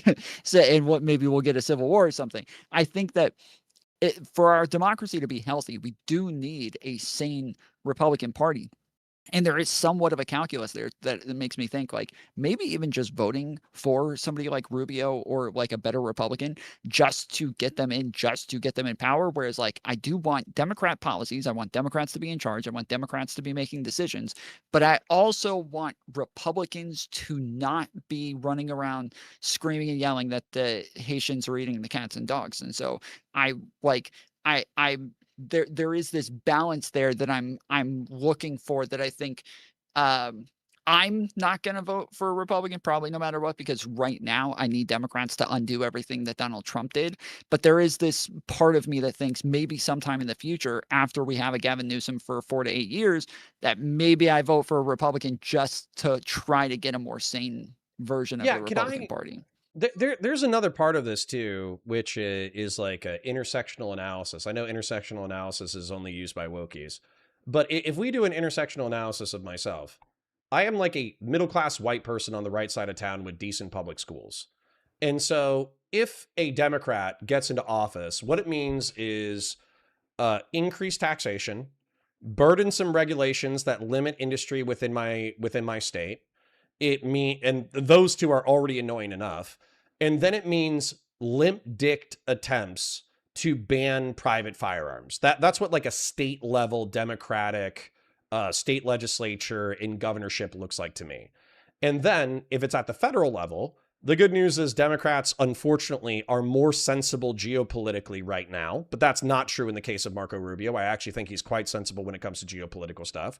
And then it means a chance of increased entitlements, increased taxing.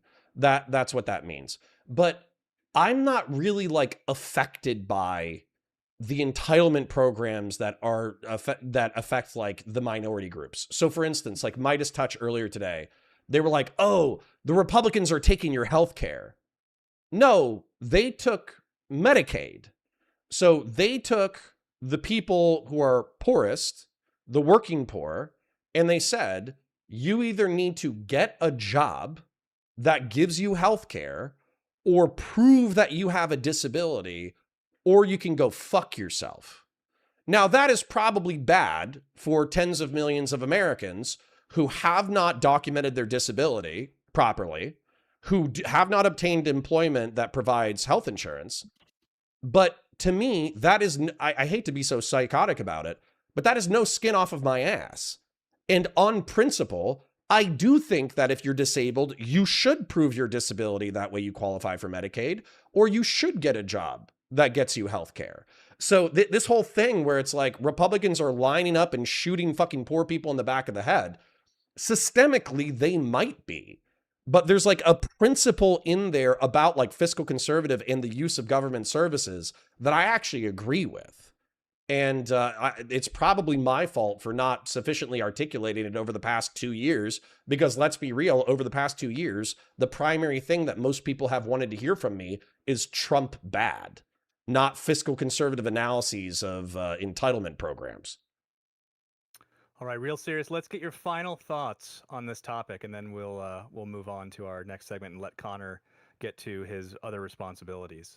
Yeah, I would say with that, when we're talking about this whole calculus thing, like I said before, I'm also fiscally conservative mostly.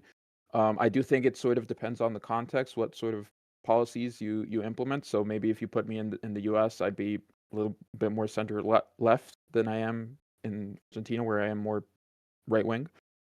But I think that at the end of it all, it's sort of like you do have to factor in the idea that if there is a party that already has an established political agenda, that already has like a full, let's say, cabinet of people that are in power, that are like fully okay with like takeover of the government by undemocratic means, it's kind of weird to say, okay, let's give these people power for the next round, see if they moderate themselves, because that is, I feel like that's like, I just think that's kind of crazy.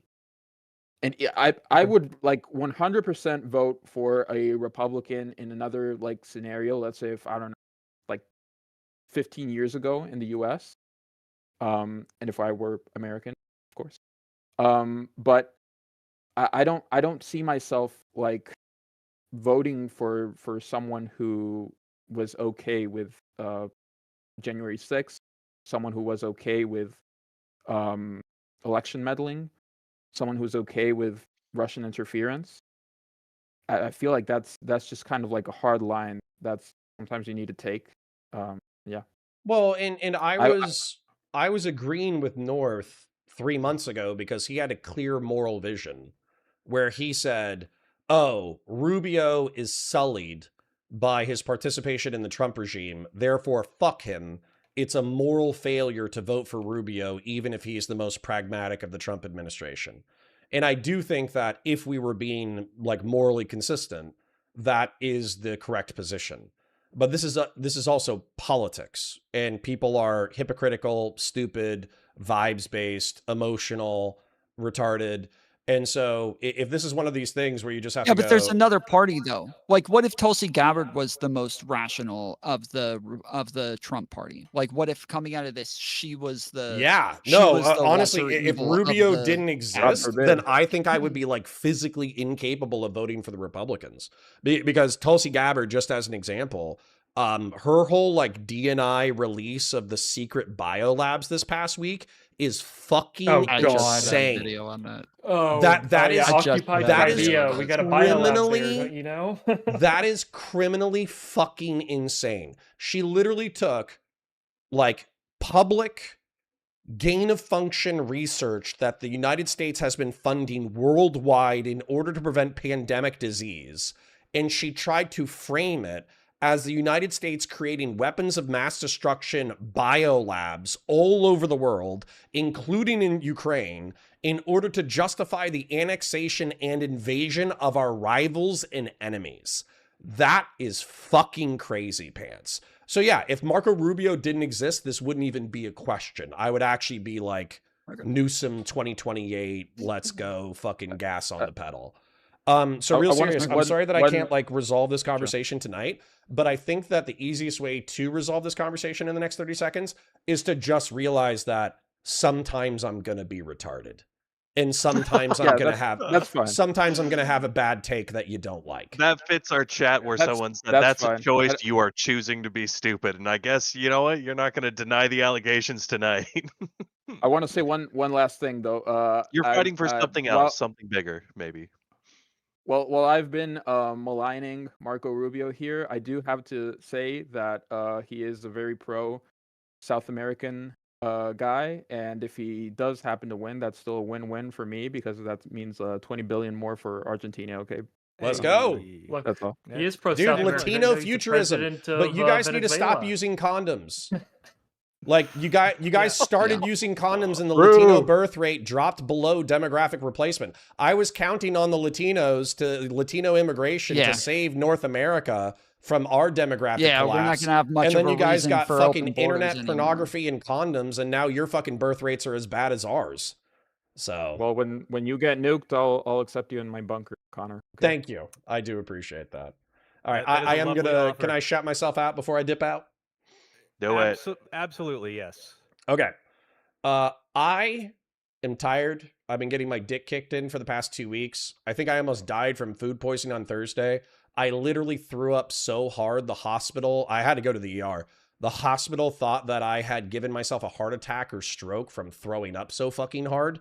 The good news is that they checked out my heart through imaging and my brain through imaging, and I'm actually fine. They actually said I have a really healthy heart and really healthy brain. So now I'm going to eat more junk food because awesome.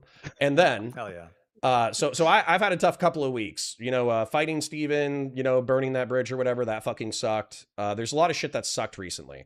But what I will say is that I was tired and I didn't want to do anything tonight besides post-recorded content, but I love the Marketplace of Ideas guys so much because I think they are holding on to the torch of what Twitch and YouTube politics should be, which is half a dozen autistic Twitch and YouTube political nerds getting together to discuss current events and news to the entertainment of dozens, hundreds, or thousands of people. And so I commend them for being the torchbearers of what Twitch and YouTube politics used to be and what it should be. So, even though you guys don't believe in God, God bless you and God bless your efforts. Hey, Well, thank you, much partner. appreciated. Thank you so much, Connor. Inspired much by your own actions. God bless you. Or Okay. atheist, God bless you. Thank you. Before Communist, you head out, God bless you. Or you don't want that one. Never mind. before they head out, Connor, where can people find you? Yeah, so the main things that I'm doing on the back end tonight are science fiction breakdowns. So I'm doing Counterpoints 40K, which is my biggest channel, Counterpoint Star Wars, which is a channel that I'm growing, Counterpoint Sci-Fi, which is a channel that I'm growing, literally Counterpoints common spelling, and then those words, Star Wars, Sci-Fi, or 40K. But then also Counterpoints Politics, which I'm live on right now. I have a community about 50 to 150 people, depending on the topic. We do have a lot of fun. I'm obviously a yapper and autistic, and I never shut the fuck up. Some people find that annoying. Some people find that endearing. But if you found it endearing, then feel free to come over. Sometimes people will be like, hey, Counterpoints covered your debate today on stream. And I'm like, oh, did he? Where is it? And I go look for you and I can't figure out which channel it is that I'm supposed to click on. And then once I find the channel, where the fuck your live VODs went and where, yes, like, it's so it's a Valor. pain in the ass. So Counterpoints anymore. Politics. I'm behind on VODs. I have a community member who's going to be helping me catch up on that. Counterpoints Politics is where I post VODs and also where I'm live on Tuesdays or when I'm doing a spicy panel, but I'm actually employed by a place called Valor Media Network, VALOR Media Common Spelling Network Common Spelling. And basically I live stream there Monday through Friday, 9:30 a.m. to 2:30 p.m. except for Tuesdays. I know it's silly to be across 3 different fucking platforms, but they offered me a job that lets me pay my bills. And so I'm not bitching about it. So find me in those places. Excellent. Beautiful. Thank you for sticking around for as long as you could, Connor. We're happy to have you back on the show, and we'll look forward to next time you come on. All right. Appreciate you guys. Have a beautiful night. All right. Later, neighbor. Bye. And ladies and gentlemen, Shapingro with the 2 says, never out Coglord maintain principles. Good is better than perfect. Thank you. Thank you. Well, we're doing a little bit of a conservatarian pivot. It's kind of like the pivot to Asia, where Barack Obama was trying to pivot all his military assets out of the Middle East and North Africa.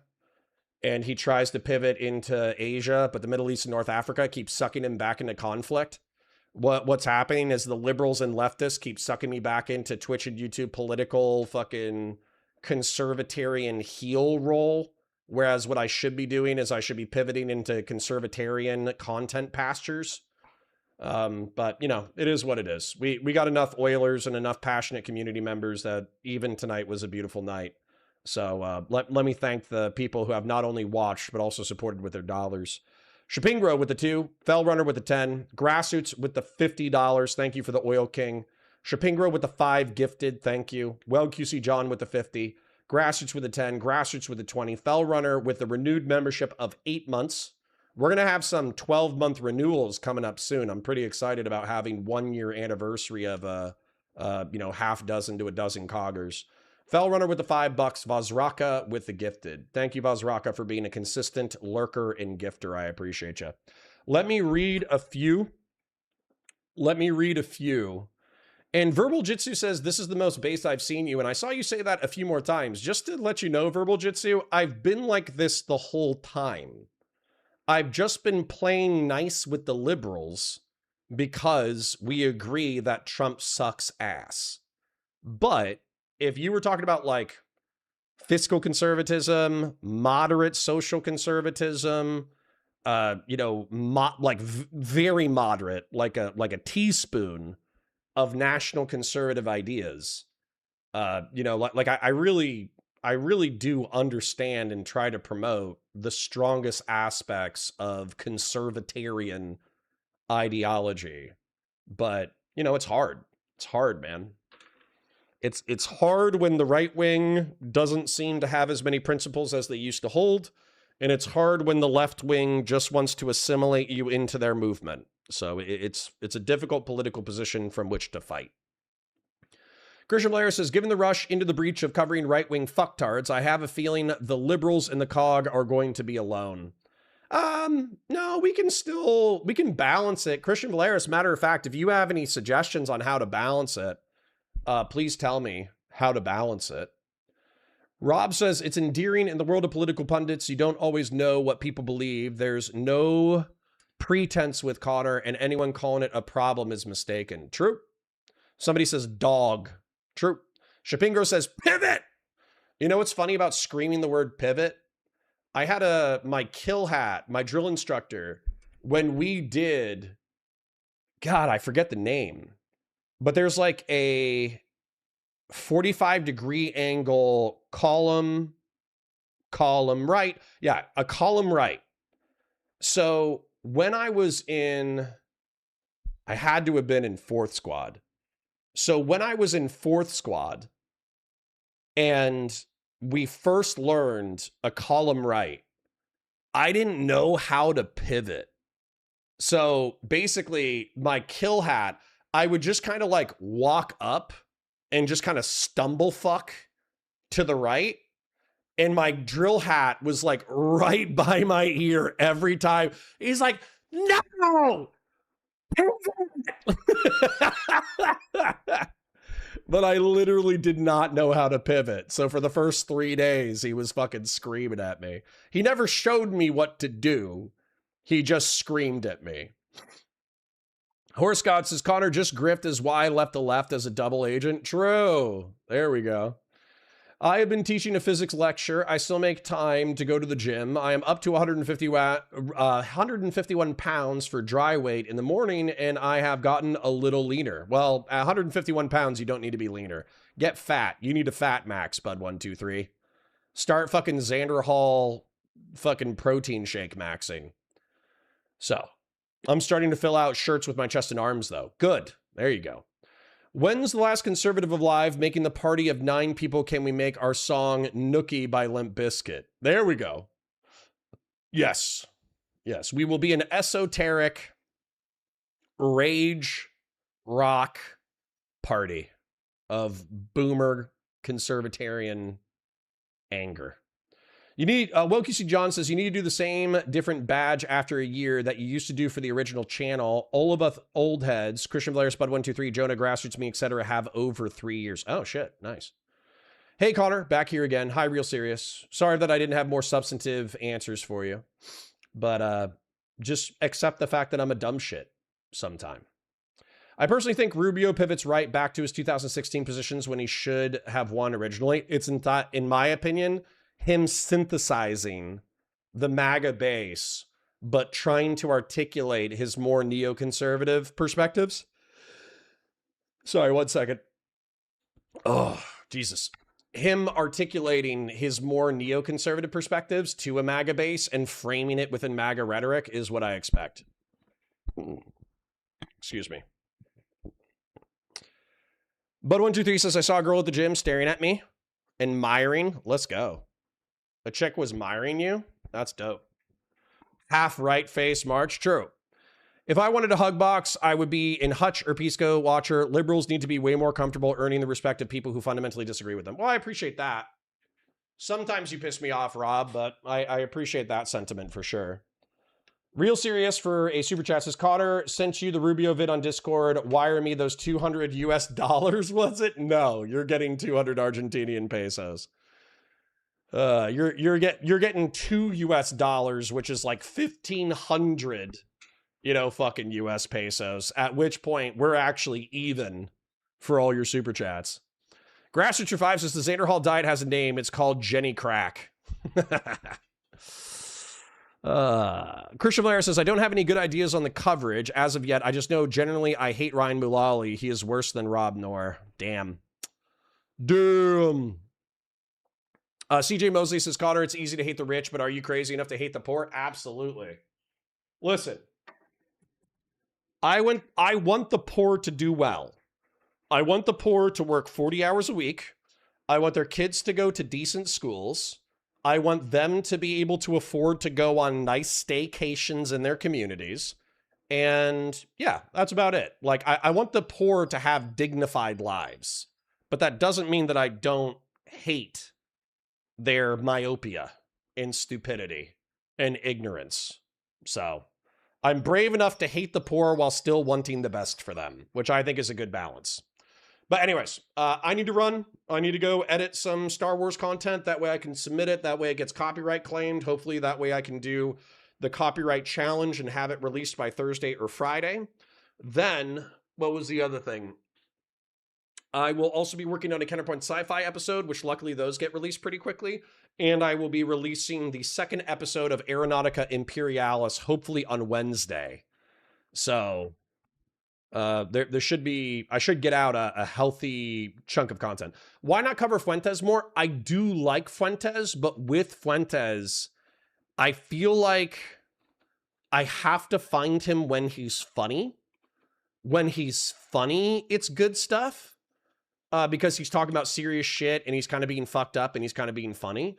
But when he's being a prick, he's so doomer. It's actually like depressing. The last Fuentes segment that we watched, it's not that there wasn't substantive stuff. That like he was talking about something substantive, but he was so bitter. He was so bitter and he was so angry. I borderline left the segment feeling depressed because I was like, oh my God, these people are so fucking spiteful.